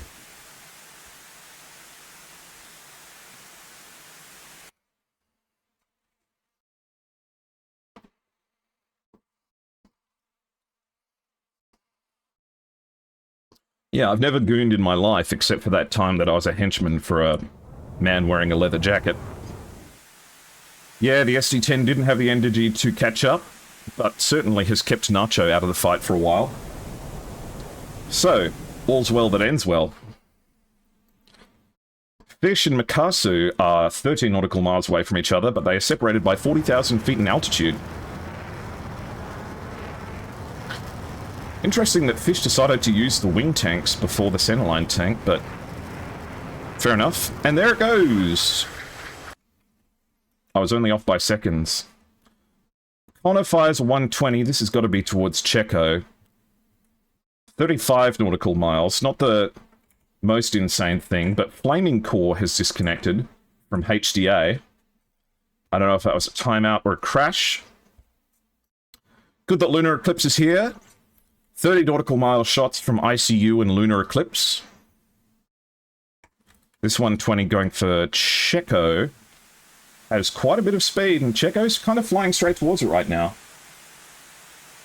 And it's got him. Checo's going to know this is happening. He's going to have to defend really hard. Which he is defending, but maybe not hard enough. 1,300 knots. 1,200 knots. 1,100 knots. Yep, and he beats it. Woo, that was close. Okay, nice defense.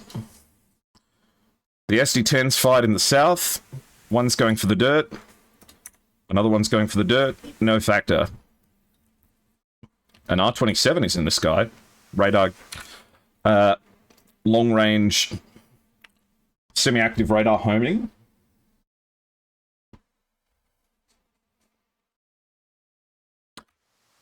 This AMRAAM's going for Checo, but it's run out of juice. It falls out of the sky. 21 fires in the direction of ICU, but depending on the altitude this is going to, yes, it's going up high. Looks like this one's just to keep VT busy. VT at 44,000 feet fires a 120. If this one's going for Lunar Eclipse, then Lunar Eclipse is already completely cold against it. Month Day is pushing hard now.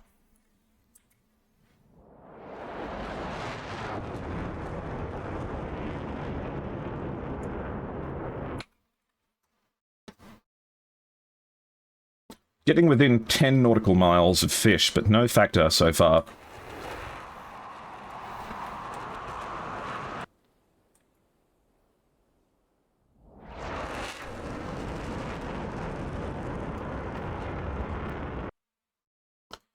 Monthay's Li Tong is pushing towards fish now. 7 nautical mile shot on the tail.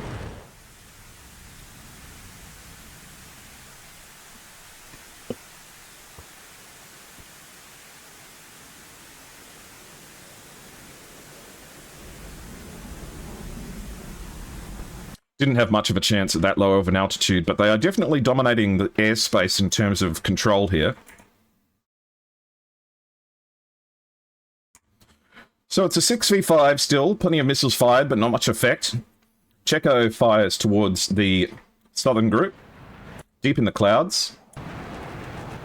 Almost invisible. Ooh, careful of the terrain! Okay. Does not feed himself to the mountains, but is defending. Dumping countermeasures. This 120 fired by Connor going for him, but it looks like it's lost track. Spoofed by the terrain. Kaori is being chased off by a SD-10 fired in the southern group. Mikasu's dealing with an 120 here.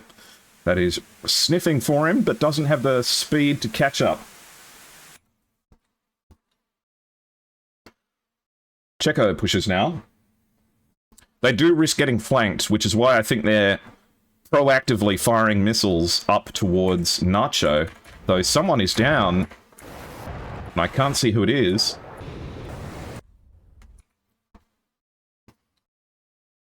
No, okay. I thought I only saw 4 for a second, but no, we've still got 5 for HDA. A 120 coming towards Lunar Eclipse with a lot of speed.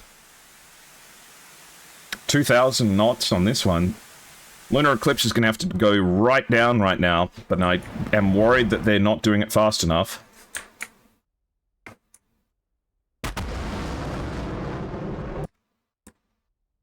And there you go. The 120 finds its mark. Lunar Eclipse goes down. More 120s coming in. This one going ballistic pretty much straight down. Looks like it might be towards Makasu, who is currently ditching altitude like it's going out of fashion. Down to Sidewinders, though, so at least he's got his AMRAAMs off rails. Nacho pushing in here at 36,000 feet. The trick here is finding the targets down there. It's not the easiest thing to do, but he's got the speed. Looks like Checo has gone down as well. Checo gets splashed in the southern group, meaning that it's a 3 versus 6 at the moment. Another AIM 120 comes off the rails.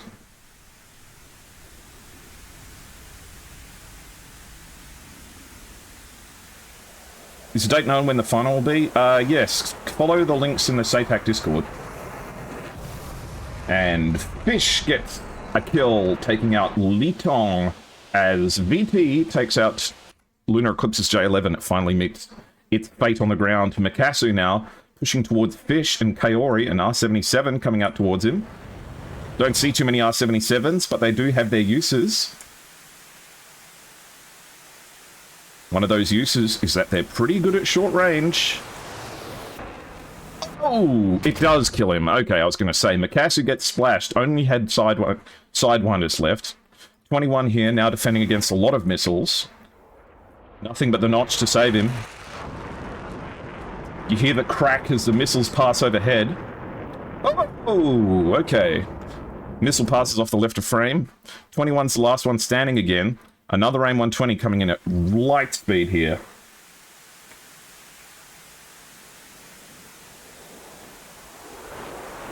And bam! 21 gets splashed. Let's check that everyone's down. 969, 69, 69. 69, 69, 669, 69, 69. Someone just launched an AIM 9. Okay, 69, RTB. And there we have it. Round 2 goes to 69. Only flies. Lucas, let me see if I can figure out when the final is for you. I have the schedule here. August, Saturday the 23rd. 2 days before my birthday.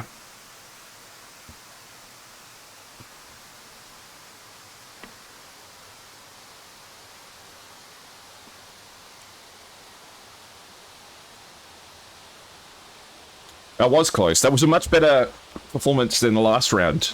I hope HDA manages to get all of their ducks in a row for the next one, because I know that they could win here. Definitely.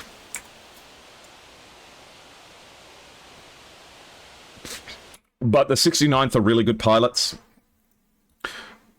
Nacho, I know he's fantastic. ICU, I know, is fantastic. Kaori, I know, is fantastic. Connor and Fish, I've seen them before. VT, I'm pretty sure I've watched again.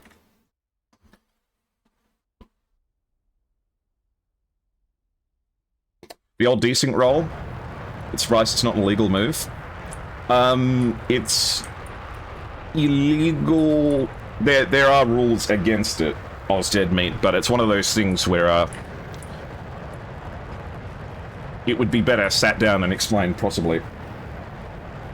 Yeah, sure, you got to see how close missing that shed was. Bro, I was there. I filmed it. I saw it. I've seen it. I did it. I was... I'm the guy, Diesel Husky. I'll post it on Twitter later. Looks like they're wasting no time getting back home. Kaori, Nacho, VT, all cruising back.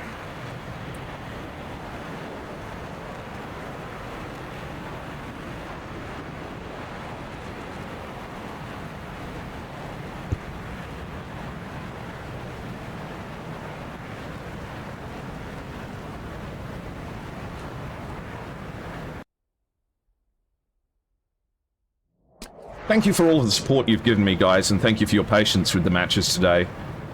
Sometimes it's smooth, sometimes it's not, but we have to make the most of any situation. And your patience means a lot to me. And your follows and all the rest mean a lot too. Don't forget that if you like my content, you can hit the follow button down below to catch my regular streams.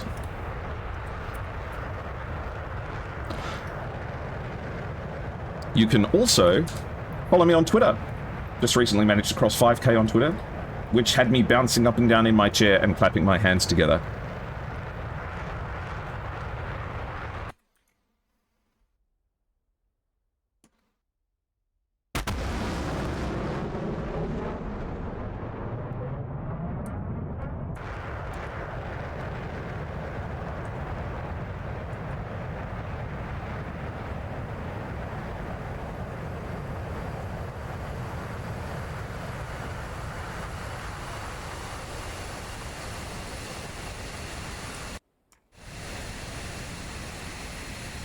How do you prove intent with a desync roll? 3 matches streaming at the same time is not easy. Yeah, Tech, trust me, I know. Are you guys doing okay? Tech, I'm fine here. But the connections have been spotty, but it's not our fault. I know! This is what I'm telling you. Tech, when is this competition going to get big enough that we get, like, assistance, you know?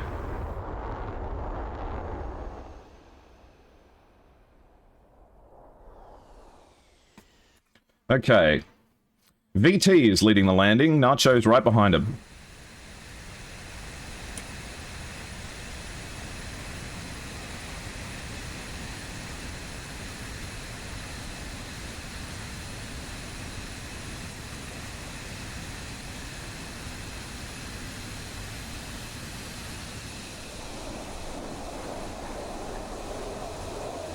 Might have been going a little too fast, Nacho. Don't forget to follow the links to the SATAC Discord and their donations link as well. It's an entirely volunteer operation. Run only by the hard work of those involved. Of which I am only one, and I probably have one of the least important jobs, so... please make sure that you say thank you to the people who do all the real work. Air Force or Navy landing, bets on. These F-15Es, they're not... I don't know. I feel like I never managed to land the F-15E very smoothly. Haven't caught the SATAC streams before? How does scoring work? A team secures a win when they eliminate the hostiles out of the circle, taking control of it, and then successfully have at least one plane safely return back to base. Which is to say that the 69th only flyers have now secured round 2. And this is a best of 5, seeing as it's the semi-finals. Meaning that the third round could potentially be the final one, though HDA does still have plenty of tricks to play, I think.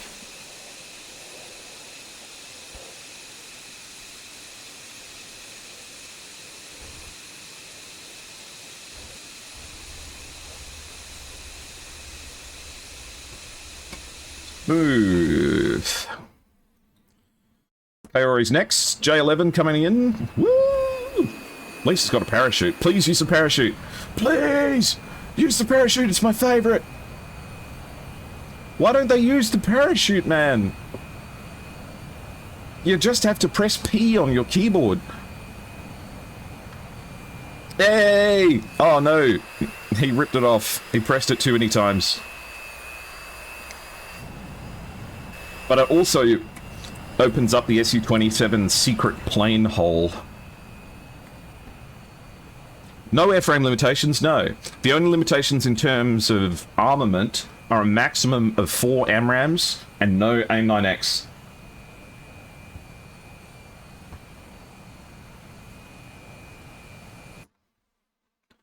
Okay, Fish is coming in next.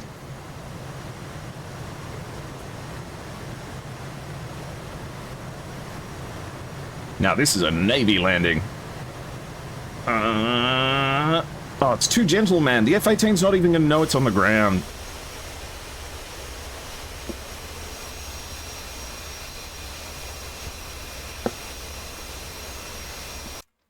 That's the most boring F-18 landing I've ever seen. Okay, the F-16 is still to come.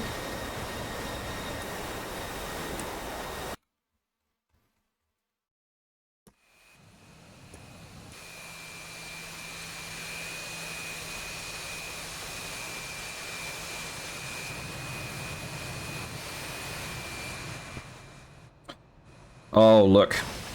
I was worried this was going to happen. No, you see, the Su-27s and the F-15Es have started flirting with each other. Snipper. Hashtag not my fish. Did you guys see that Twitter post of the guy being like, look at the size of that fish I caught, and it's obviously a really tiny fish that's been stretched to be mega long? I laughed so hard at that. I think it's in Japanese, which made it even funnier.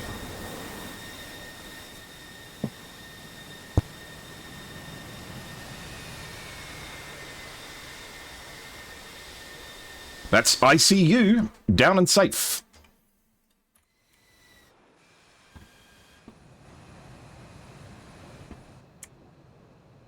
It's lewd as hell. We shouldn't be looking at that. Okay, kind of the last one, but not least.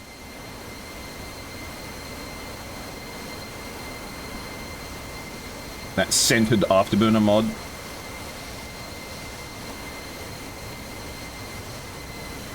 You see, I think it's a conspiracy theory. My friends who work on fighter jets all tell me that this isn't true, but I genuinely believe that you can do this.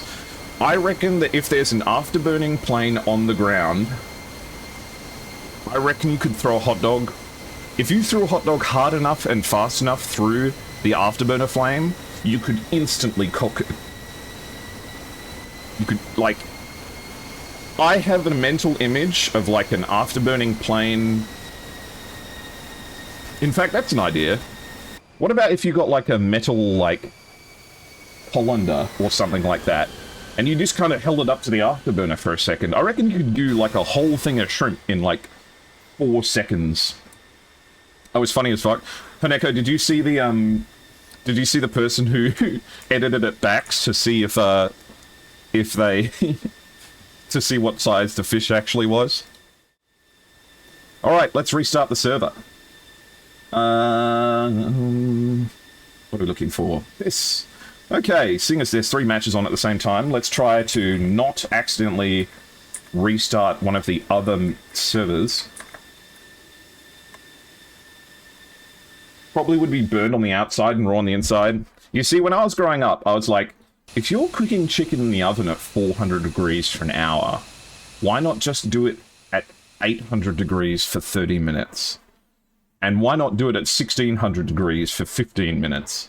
And why not do it at 3,400 degrees to, like, instantly cook your chicken? Like, why are we fucking around with 400 degrees? It was so small, yeah.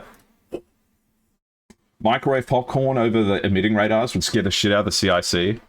Well, there's that one story that the guy wrote where he's talking about how how he wanted to cook microwave popcorn in front of an Aegis destroyer, and like he put it in front of the Aegis destroyer, and then like it was action stations, battle positions, all hands on deck, because the biggest radar contact they'd ever seen showed up for a brief split second. And that was like, that was that was the microwave popcorn instantly exploding. Okay, we have to run some ads, guys, while we get ready for the next round. So while everyone's reconnecting and we're getting ready for the next one, we'll be right back. I'll play you some tunes, okay?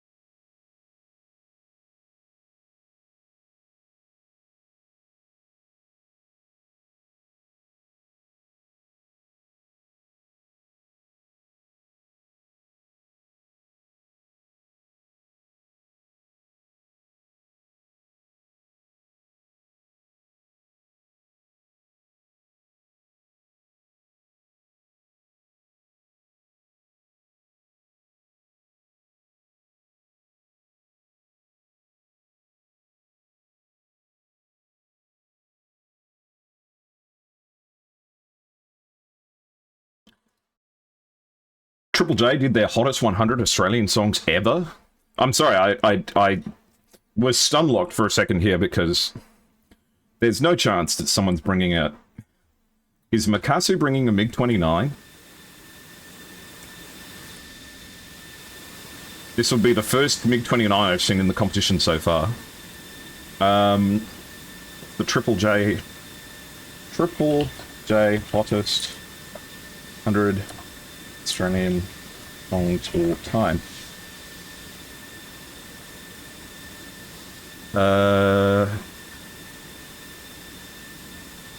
Where's the rest of these?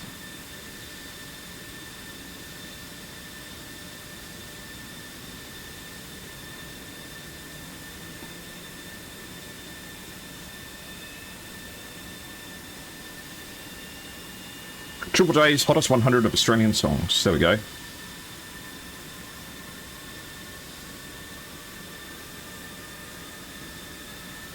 I need this as a playlist though.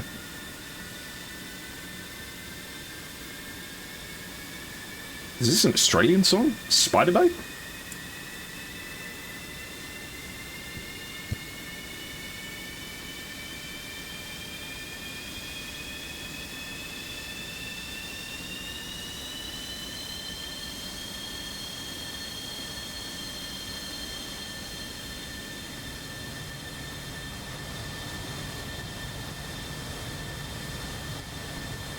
Is he starting his engines?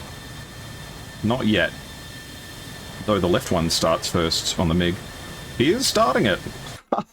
Okay.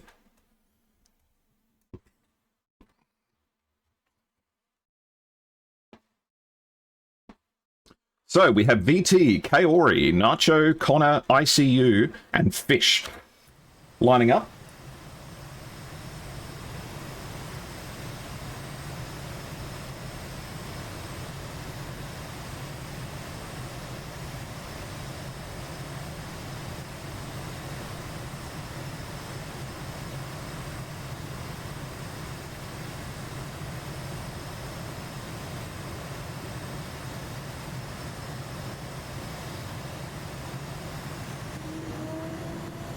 Alright.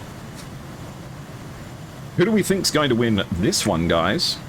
I'm going to put a poll up so you guys can voice your opinions. Who's going to win round 3? For someone who isn't that knowledgeable, why isn't it Seymour? It's a much older airframe than quite a few of the other ones that we have here.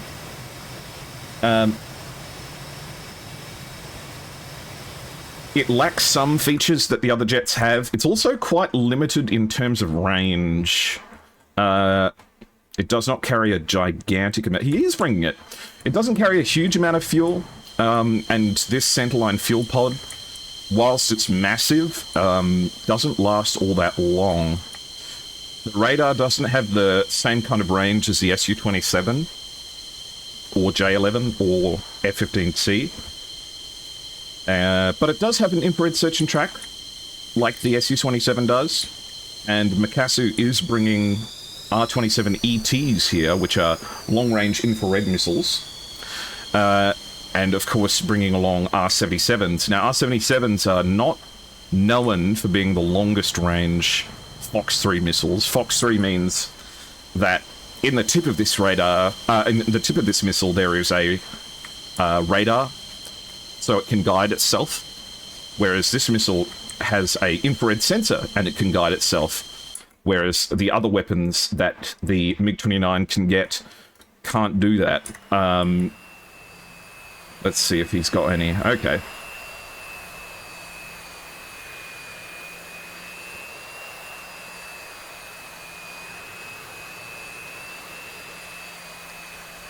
Yeah, these are SD-10s, which are also Fox 3s. I wonder if anyone on the opposite team has F-18. There we go. So this one here, this is a Sparrow, which is a Fox 1 missile, and this missile has no radar in its nose. It relies on radar data from the plane that fired it, so it must be guided all the way in.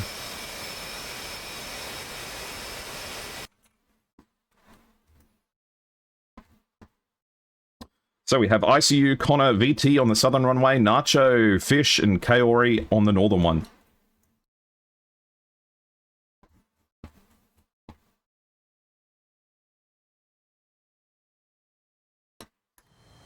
We're getting a MiG-29. I'm excited. I hope he gets a kill with it. He'll be the first one in the competition so far this year. At least I think so.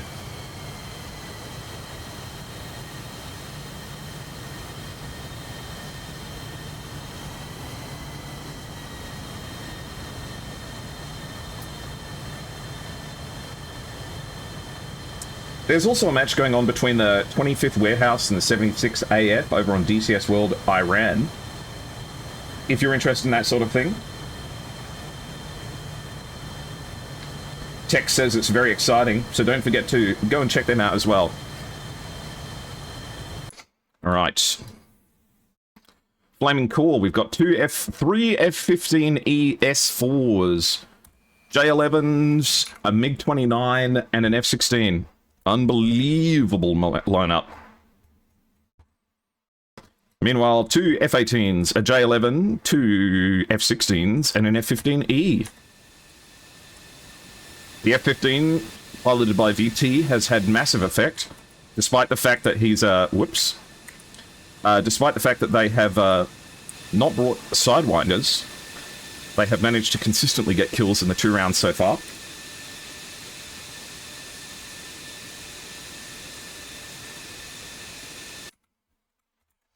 Okay.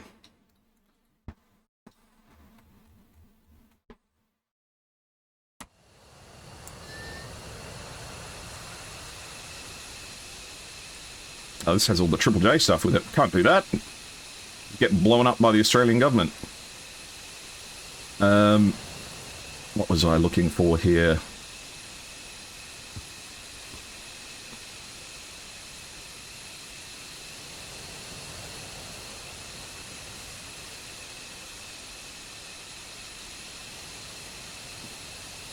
This should be exciting.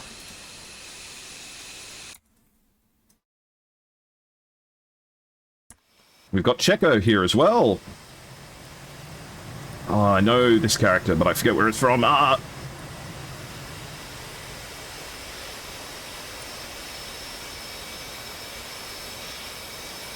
Seeing as this is both Chinese teams, I have no doubt that there's a large audience on Bilibili, as they get quite enthusiastic about their countrymen. Sidewinders can't be that heavy, but they do cause drag. And when you're fighting in a competition like this, every little tiny bit helps. The difference is worth it to them. But yeah, it's the drag that they don't like. I agree with you. Here's another one. They could be bringing an extra heat-seeking missile here. One of these R-77s on the wingtips. They could be bringing another one on this pylon here if they wanted to, but they leave it empty. Because apparently a lot of the missiles cause quite a bit of drag.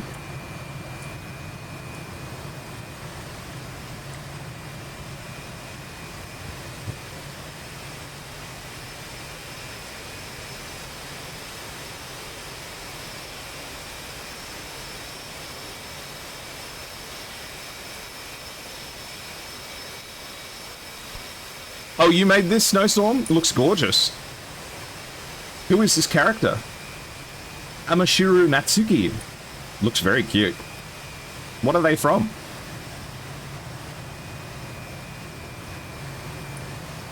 Tech, I'll try and send everyone over to DCS World Around once this wraps up. Okay.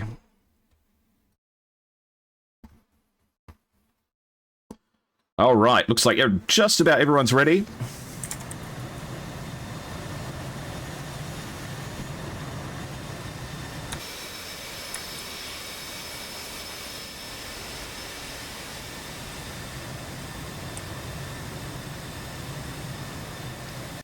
Tech, look, Tech. There's a MiG. It's a MiG-29.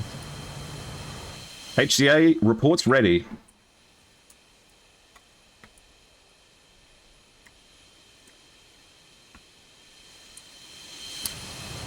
I'm not sure how I want to film this MiG-29. I want to do it like this.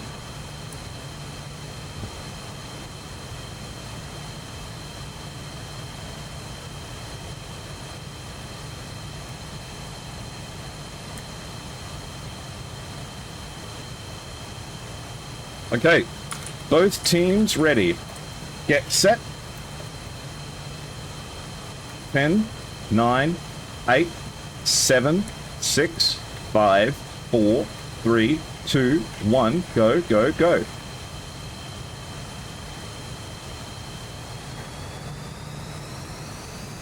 And we see the power of Mikoyan Gajevich power down the runway. Such a good-looking aircraft. One of the best. Oh, shit.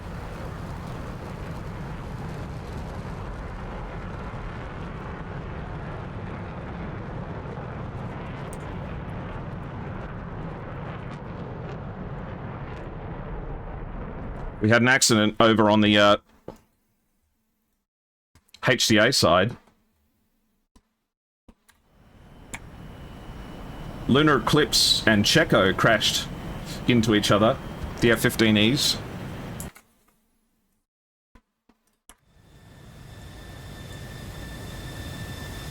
Awesome to see it in here. Yeah, agreed. Their wheels didn't leave the ground before that happened, so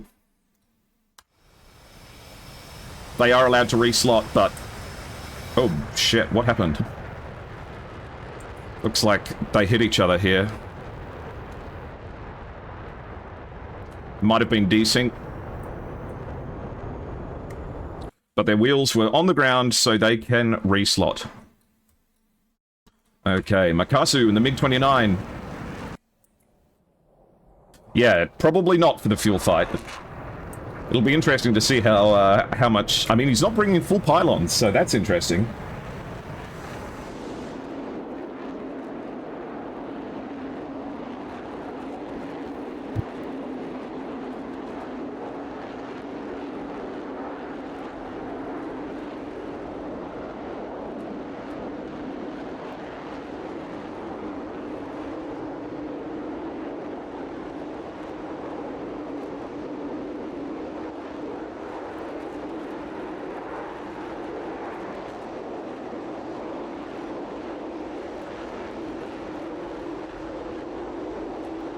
I have to stop staring at the MiG-29.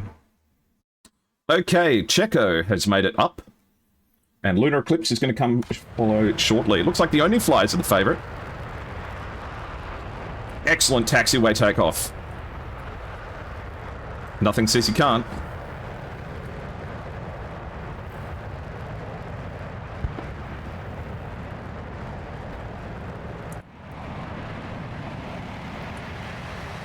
Wheels up, and everyone's in the air. So, separating out on the eastern side, we have VT, Fish, and Nacho. ICU shortly behind, along with Connor and Kaori are now in the sky.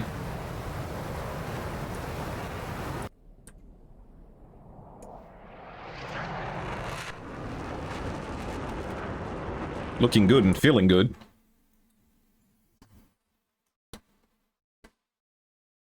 How's our MiG looking? Happily cruising. No need to afterburn.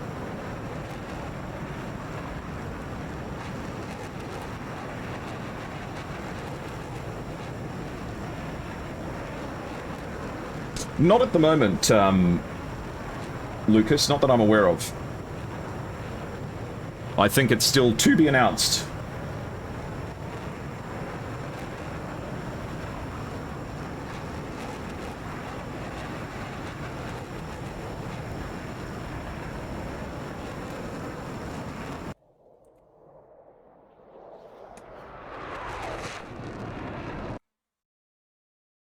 Li Tong is going up high and fast in the north.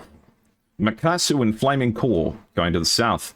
They'll be passing by their A50 shortly. Just visible over the cockpit of Flaming Core. There it is. Hello, AWACS.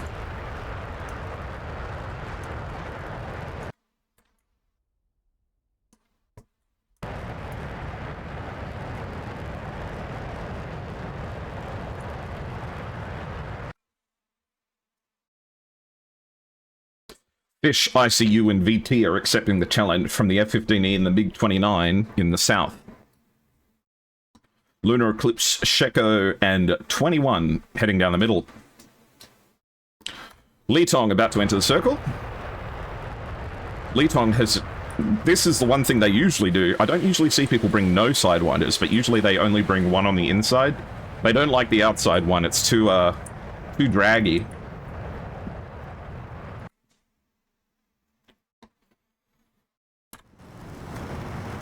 Tell you what though, the performance of the AIM-9M at the moment does not feel fantastic. Very susceptible to flares, very susceptible to just about anything.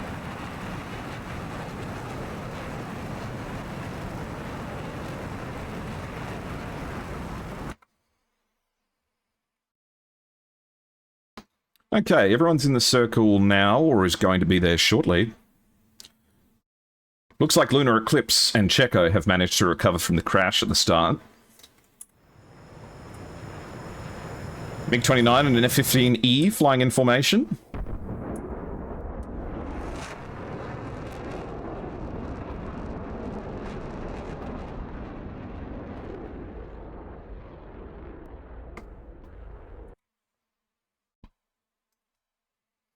Still 80 nautical miles to go.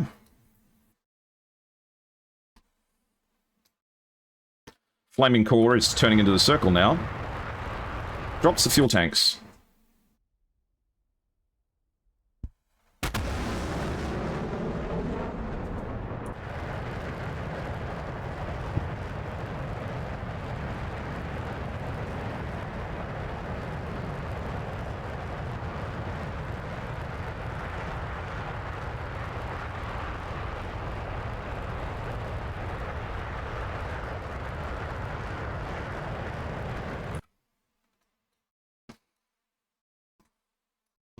$77 and $65. Who's going to be the first to shoot? Is Month Day Litong going to take the long-range shot at the start of the match? Is that the Russian Knights camo? I think so. Tech would be able to answer that, but I don't know.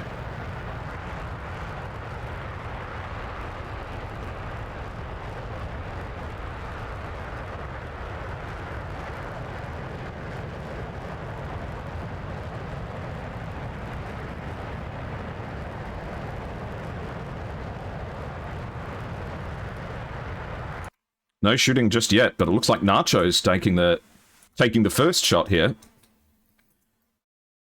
About 50 nautical mile shot towards Litong here. Shouldn't be the hardest thing in the world to evade, so long as Litong knows that it's coming.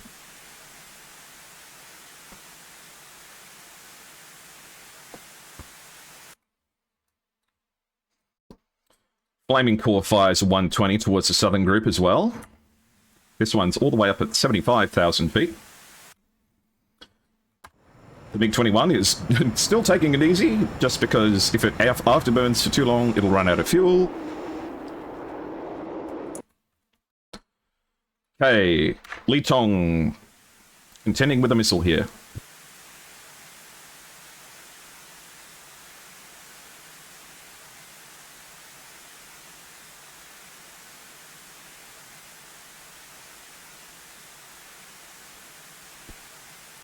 Looks like the missile's slowing down a little bit too much. It's traveling at 1,400 knots. Month Day is traveling at 941, so Mach a lot. Gonna get away from this one just through sheer speed.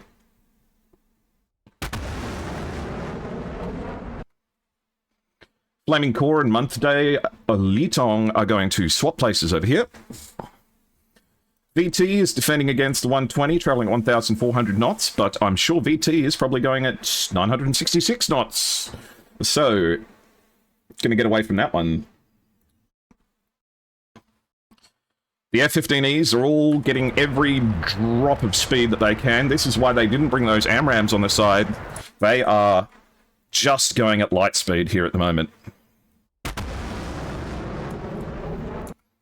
I mean, what's the Mach number? Mach 1.55, Mach 1.75. Flaming Core's going up Mach 1.75. Lunar Eclipse is going up Mach 1.6. Just fired an AIM 120. at nearly 50,000 feet.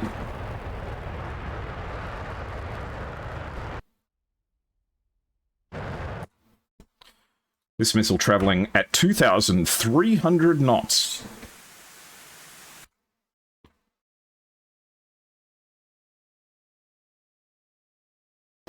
If that's going for VT, that's going to be an interesting shot. Looks like Flaming Core and VT are both traveling really fast. 22 nautical miles separating them. Flaming Core going up 1,000 knots. Oh my god. It's like the fastest I've ever seen someone go on a SATAC match. What's the Mach number? Flaming Core is going Mach 1.92. Nearly Mach 2 at the moment. Fish fires a 120 towards Flaming Core.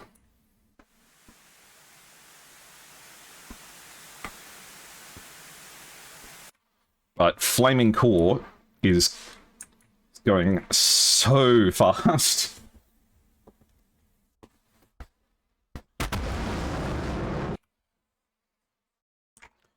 Okay, Flaming Core at Mach 1.8. Month day is at 1.6. Everyone's going so fast. VT traveling really quickly here as well.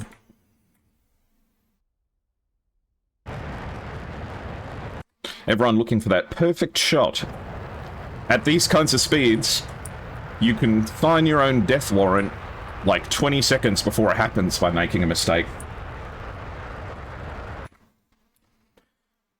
Okay, Checo and Fish not far away from each other. Makasu not doing much in the MiG-29 just at the moment. Fish not getting a chance to shoot just yet. Fires off a Sparrow. That's an interesting one. This one just to get the radar warning receiver beeping, I think.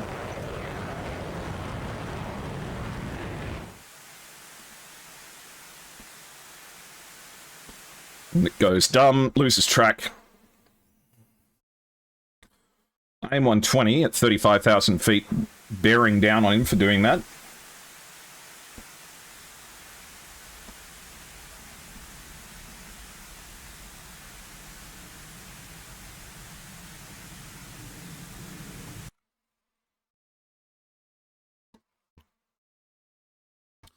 Flaming Core is beating a 120 through sheer speed.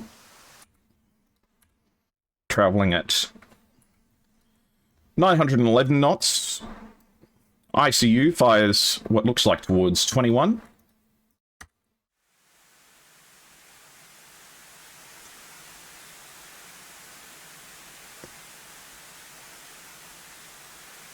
And it's going straight for him. Oh, is it going for Makasu though? Makasu's pushing in the MiG-21. Is it going for 21 or is it going for Makasu? I think it's going for Makasu. Makasu might be in big trouble here. Fires off an AIM, an R-77.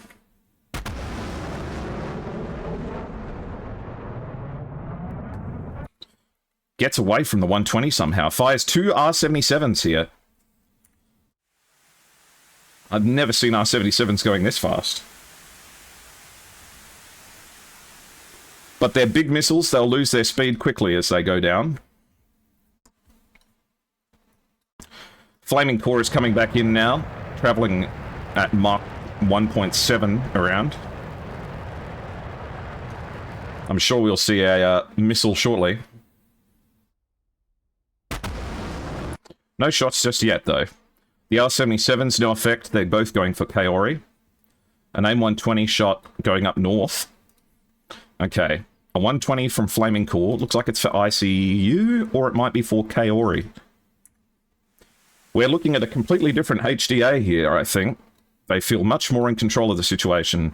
Checo and Nacho, short-range 6 nautical mile missile launchers. Nacho gets it off first.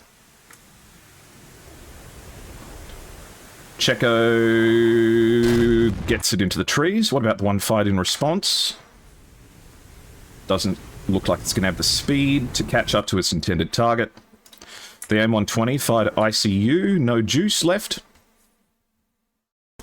Connor fires a 120, heading towards Lunar Eclipse and Makasu. Makasu and the R27. R27 comes off the rails. This one is an infrared seeker. It looks like it has a track. Connor's not going to be getting any radar warning receiver returns from that, but he is dumping flares, which is usually enough to spoof the R27. It looks like it has worked. Checo and Nacho are nearly merged now, with 21 also contending with it. VT managed to take out Flaming Core. Flaming Core was the one at supersonic speeds at high altitude. Missiles going in all directions here. 120 toward Checo. Looks like Checo might be caught out of position here. Checo gets splashed by a 120.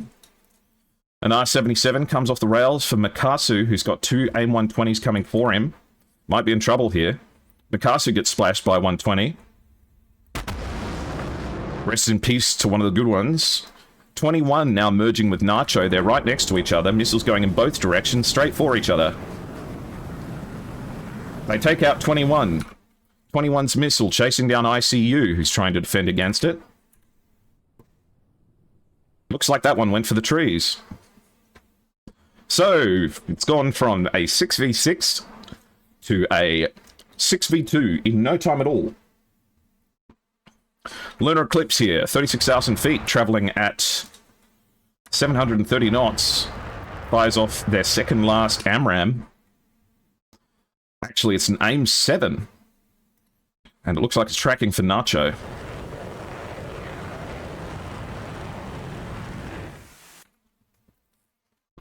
No effect I think we can expect to come from that one. What about Month Day? Still with two AMRAAMs.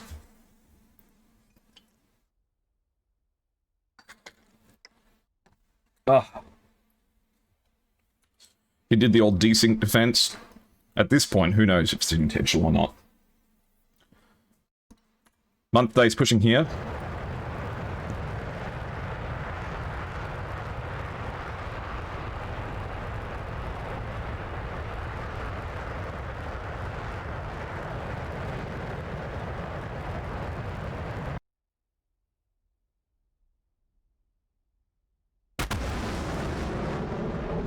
Missile off the rails from Litong.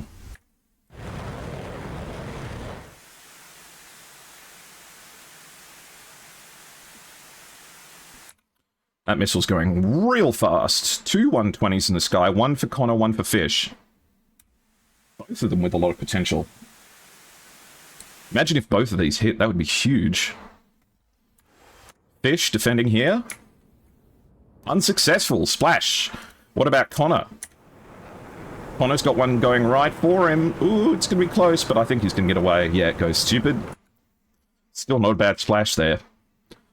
Lunar Eclipse, with no weapons left, down to guns, fires off their last AIM-7. Has to be guided the whole way, and it's going towards VT. Li Tong, with two Sidewinders. The entire HDA team has two Sidewinders between them. Lunar Eclipse is down to the gun.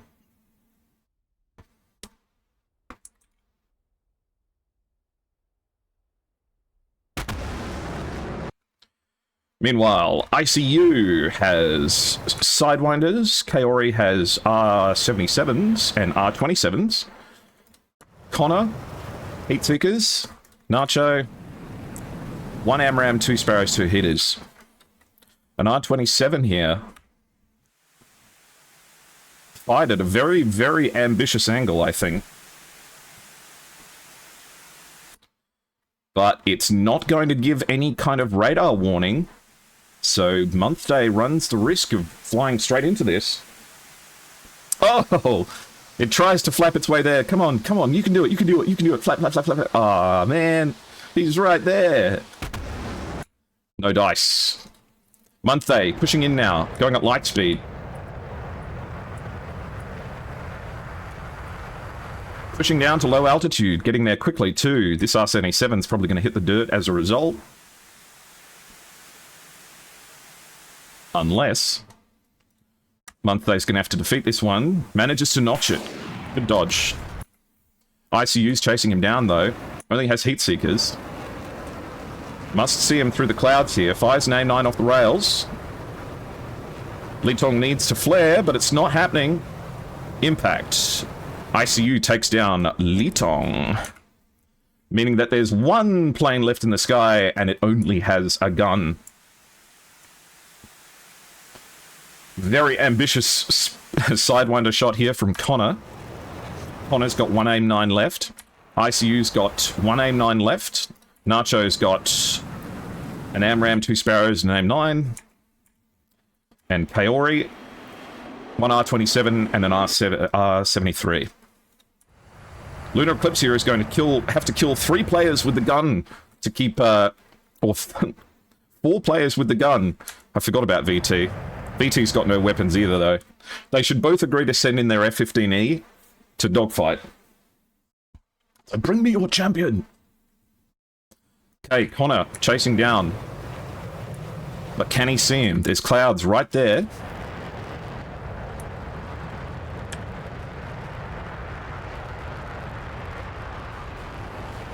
He's dropping flares. Connor hasn't fired yet, though. Connor's on his 6.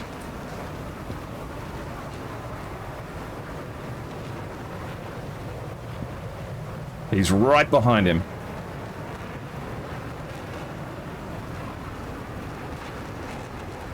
The missile comes off the rails. Where the hell did it go? Where did that missile go? It just didn't track. Like, at all. It's a gunfight. But Lunar Eclipse is not in good shape at the moment. With an F-16 right behind you.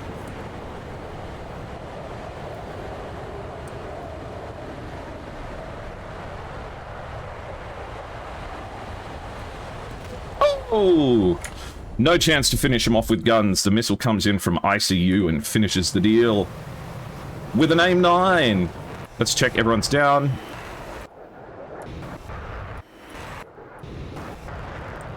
Okay, 6-9, RTB.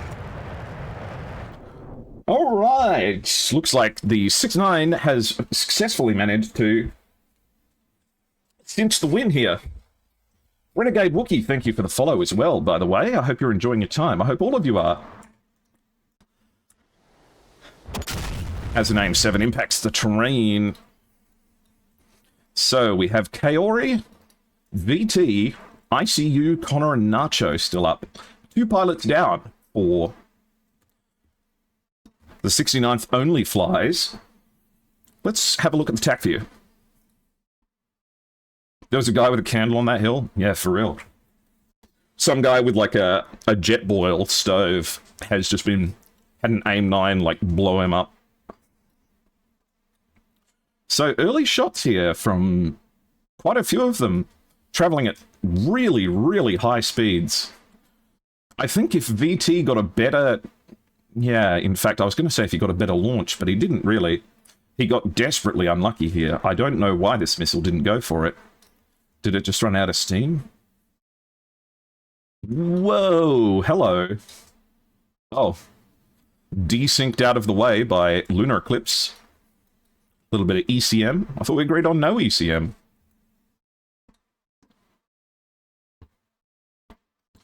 Okay, so the demise of Lunar Eclipse. It was indeed the AIM-9 from AIM-7 coming in from Nacho was en route, but it was the AIM-9 from ICU that finished off Lunar Eclipse. He was dumping out flares. Surprised he didn't go for the countermeasures, but never mind. Who was the first one that we lost? Also, what happened on the runway? Who exploded? Was it Checo and Flaming Core? Oh. Checo pushed forward the throttle really hard, and Lunar Eclipse didn't. Whoops. But no wheels left the ground, so we're all hunky-dory. Flaming Core makes it off safe. Skill diff different, clearly. In fact, let's have a look at that. Firstly, Flaming Core here, traveling at Mach 1.7. Who shot the missile? What got him? VT, and it looked like it was at 33 nautical miles. Yeah, Flaming Core just didn't get on the defensive fast enough for that. And then here's Lunar Eclipse. What happened with this AIM-9? Did it just go haywire, or...? I think it just instantly was countermeasured. Yeah. Just was fired, just didn't catch him. Weird missile.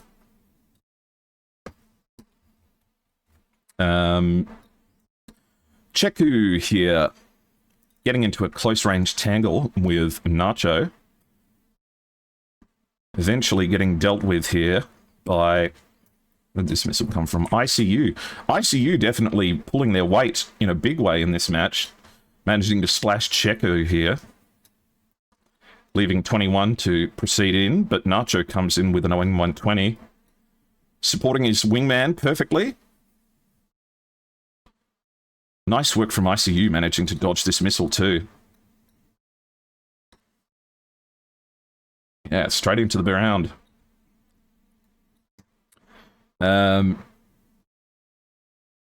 Makasu, unfortunately not scoring any kills in the MiG-29S. Got splashed by a 120 fired by VT at 20 nautical miles. And that's all she wrote. Okay, looks like VT is leading the way back home.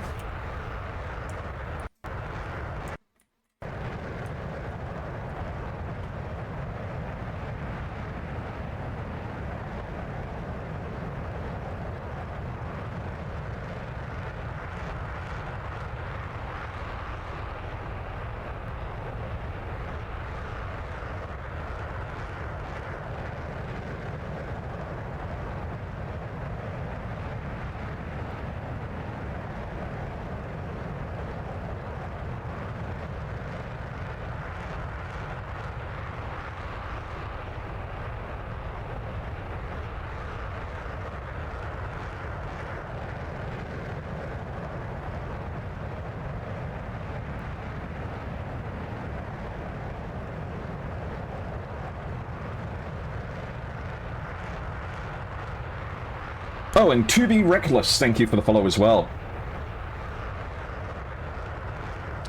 Don't forget that the links to SATAC have been appearing consistently in chat. Links to their donation page and to their Discord. And links to my Discord and to my Twitter appear periodically in chat too. Would be lovely to have you join us on those platforms.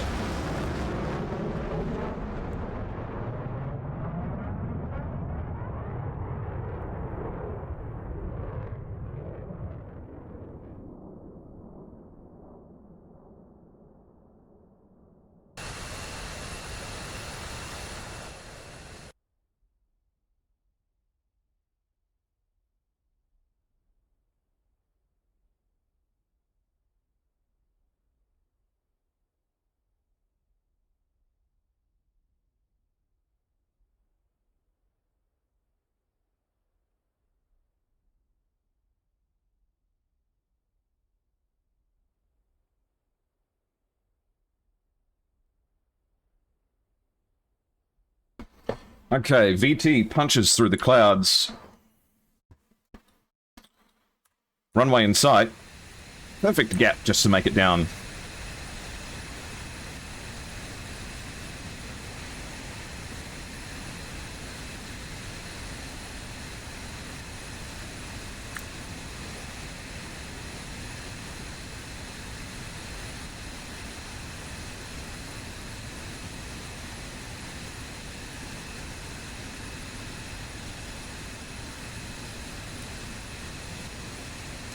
What do you reckon? We're going for a round 3? You reckon we're going to get 4 crash landings? Round 4, rather?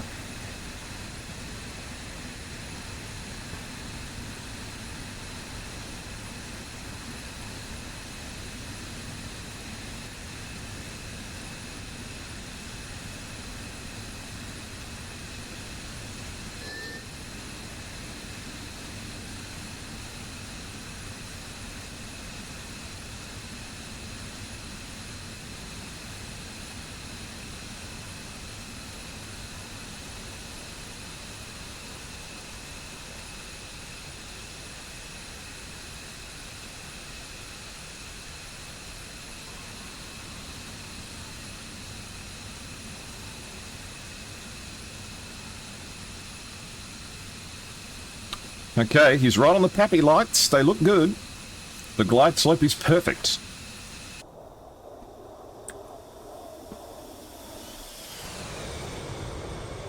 These guys are much better at landing the F-15 than me. 2 white, 2 red. That's a weird optical illusion. Just looks like he's VTOLing. Looks good, looks good. 167 knots.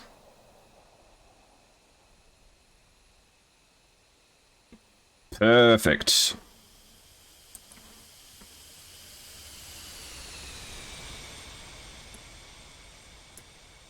And that secures the win for 69th Only Flies.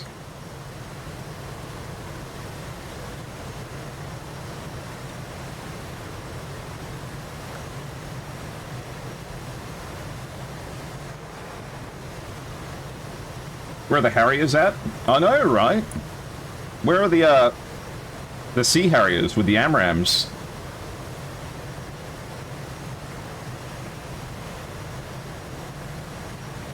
Lee Tong was asking me where the chap is. I mean, if you're in a... I was going to say, Lee Tong wasn't in the MiG-29.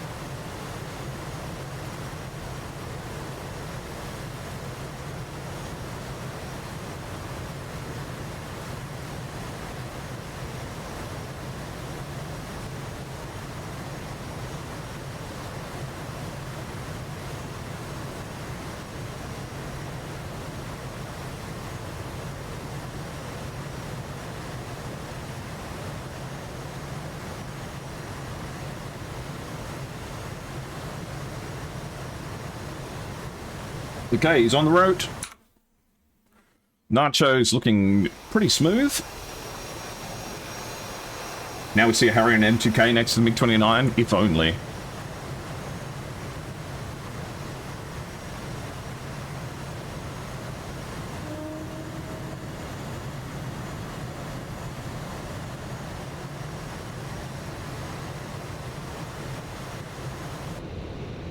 Whoops. Will it be a Navy landing? He's a bit high and a bit fast.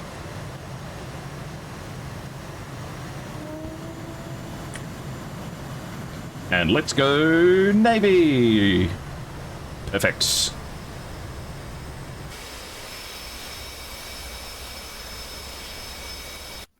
Down and safe. Kaori still to come. But, uh-oh, Kaori looks like they're out of fuel.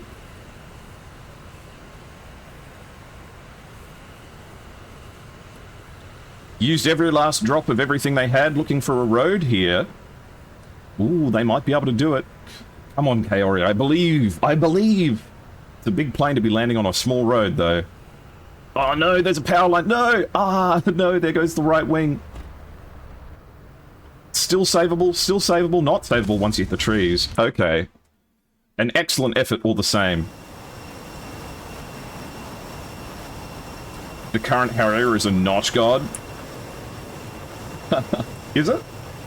It does come with like a billion chaff, I guess.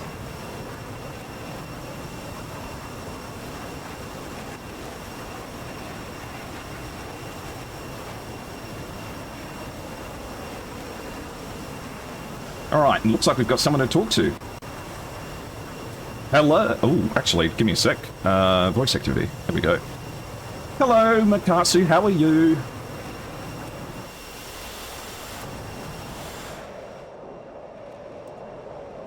Oh.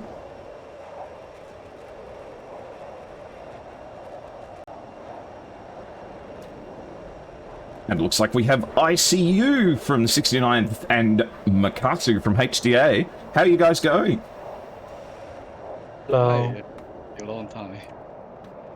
Say, give me a second. I'm just going to turn off the music. Say again, please, ICU. I mean, it's been a long time since you streamed our match last time. Absolutely. And you guys have gone through massive improvement. I mean, you were already fantastic, but that was a really comprehensive match. And of course, going against HDA, I figured that you guys probably know each other pretty well. Yeah, we practice very often because we are all Chinese team. Absolutely. Yeah, no, absolutely terrific. And were you going into the match against HDA? Did you know what to expect? Were you confident that you were going to win, or were you a bit worried that there was a Chinese team out here that was going up against you today? Actually, I mean, 2 weeks prior to the match, we actually don't play friend match because we are the opponents. So we observe a little while in the first round. I see. Okay. And did things go the way that you expected? Was there any surprises? Obviously, and I apologize to everyone involved that the connection stuff was a bit tricky at the start. But thank you very much for being patient and helping us get through it. But other than the connection stuff, was there any surprises that worried you? There were a lot of F-15Es in this match as well. How did the plan turn out? Did you expect it to... what happened, or were you surprised? I mean, for sure, they have more F-15 than what we expected. We expecting them will be like 2 or 3, but there's more. Yes, absolutely. And same question for you, HDA, and we've got Kaori here as well. Yep. For you, Makasu, did you know what you were going up against? Were you feeling confident in this match, or were you worried about going up against the 69th?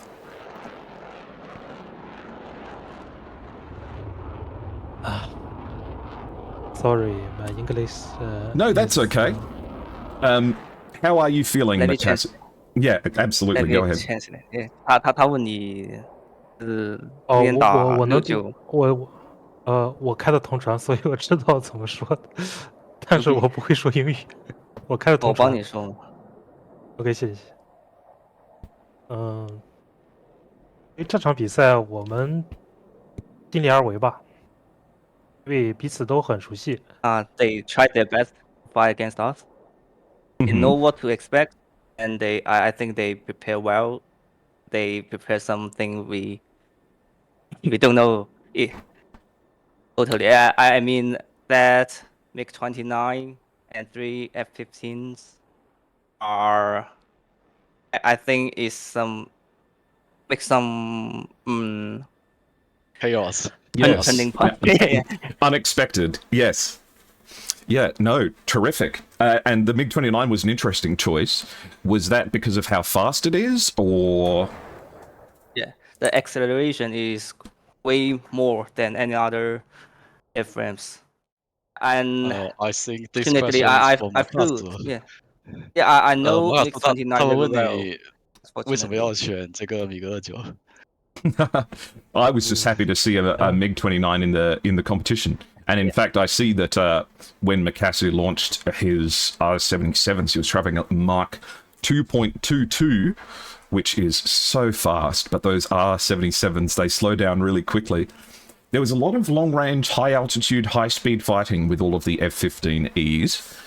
What do you think, and this is a question for everyone, what do you think is the most important thing when it comes to high-speed, high-altitude fights? I think it's that you must think 2 or 3 steps ahead. That's the most important thing for the high altitude, high power fight. Absolutely. No, it was a beautiful performance for everyone. Who were your GCIs? It's WOWC. Okay. I don't know how to WOWC. pronounce his name. and Makasu, who is your GCI? My GCI is HD 110. No worries. Okay.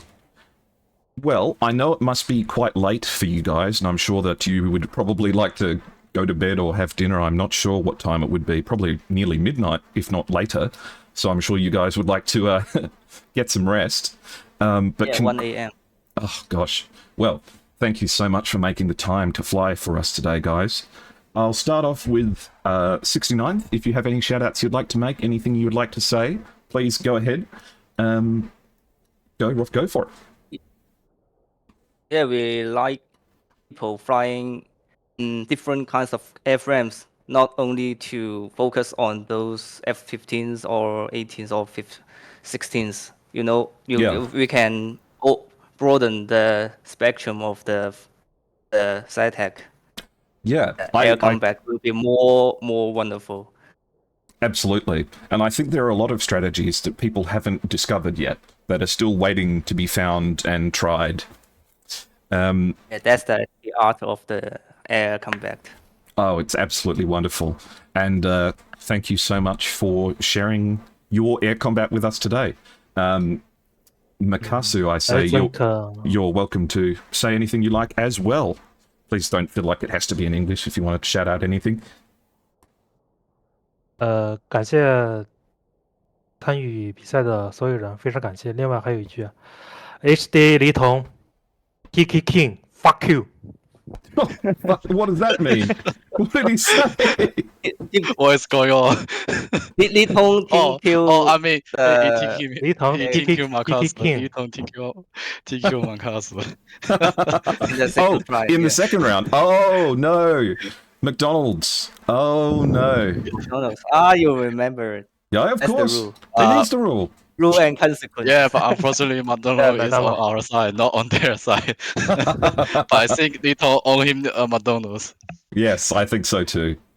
Okay, guys. Well, you have a good evening. Thank you for flying with us. I look forward to your next matches, 69th and HDA. It's been so much fun having you guys be part of the competition. I've loved casting your matches, and I look forward to the next ones. Thanks, guys. I'll see you later. So see you around. Yep. See you around. Have a nice day. Bye-bye. All right, guys. Well, that's as far as we go today. Let me just finish off my last bits of admin work here to make sure that the server's all clean and ready for the next group of people who are going to use it. Other than that, guys, thank you for being here and thank you for coming and watching this SATAC match. I'll just fix up one or two things and then I'll give you somewhere that you guys can go. Unfortunately, I can't raid them because it's a YouTube stream. There we go. So, if you would like to go and watch the other matches as they are going on, we have DCS World Iran covering the 75th Warehouse facing off, the 25th Warehouse facing off against the 76th AF, which should be a good match, and there will be the link in chat, so go and watch it. Other than that, guys, you can join in on my Discord, my YouTube, my Twitter, and all of the similar places in the chat down below. SC27 Mini, yep, kawaii. And you can join me on Twitter as well. Thank you, Haneko, I appreciate that. And thank you for everyone who's been here. I hope you've had a good time, because I know I have.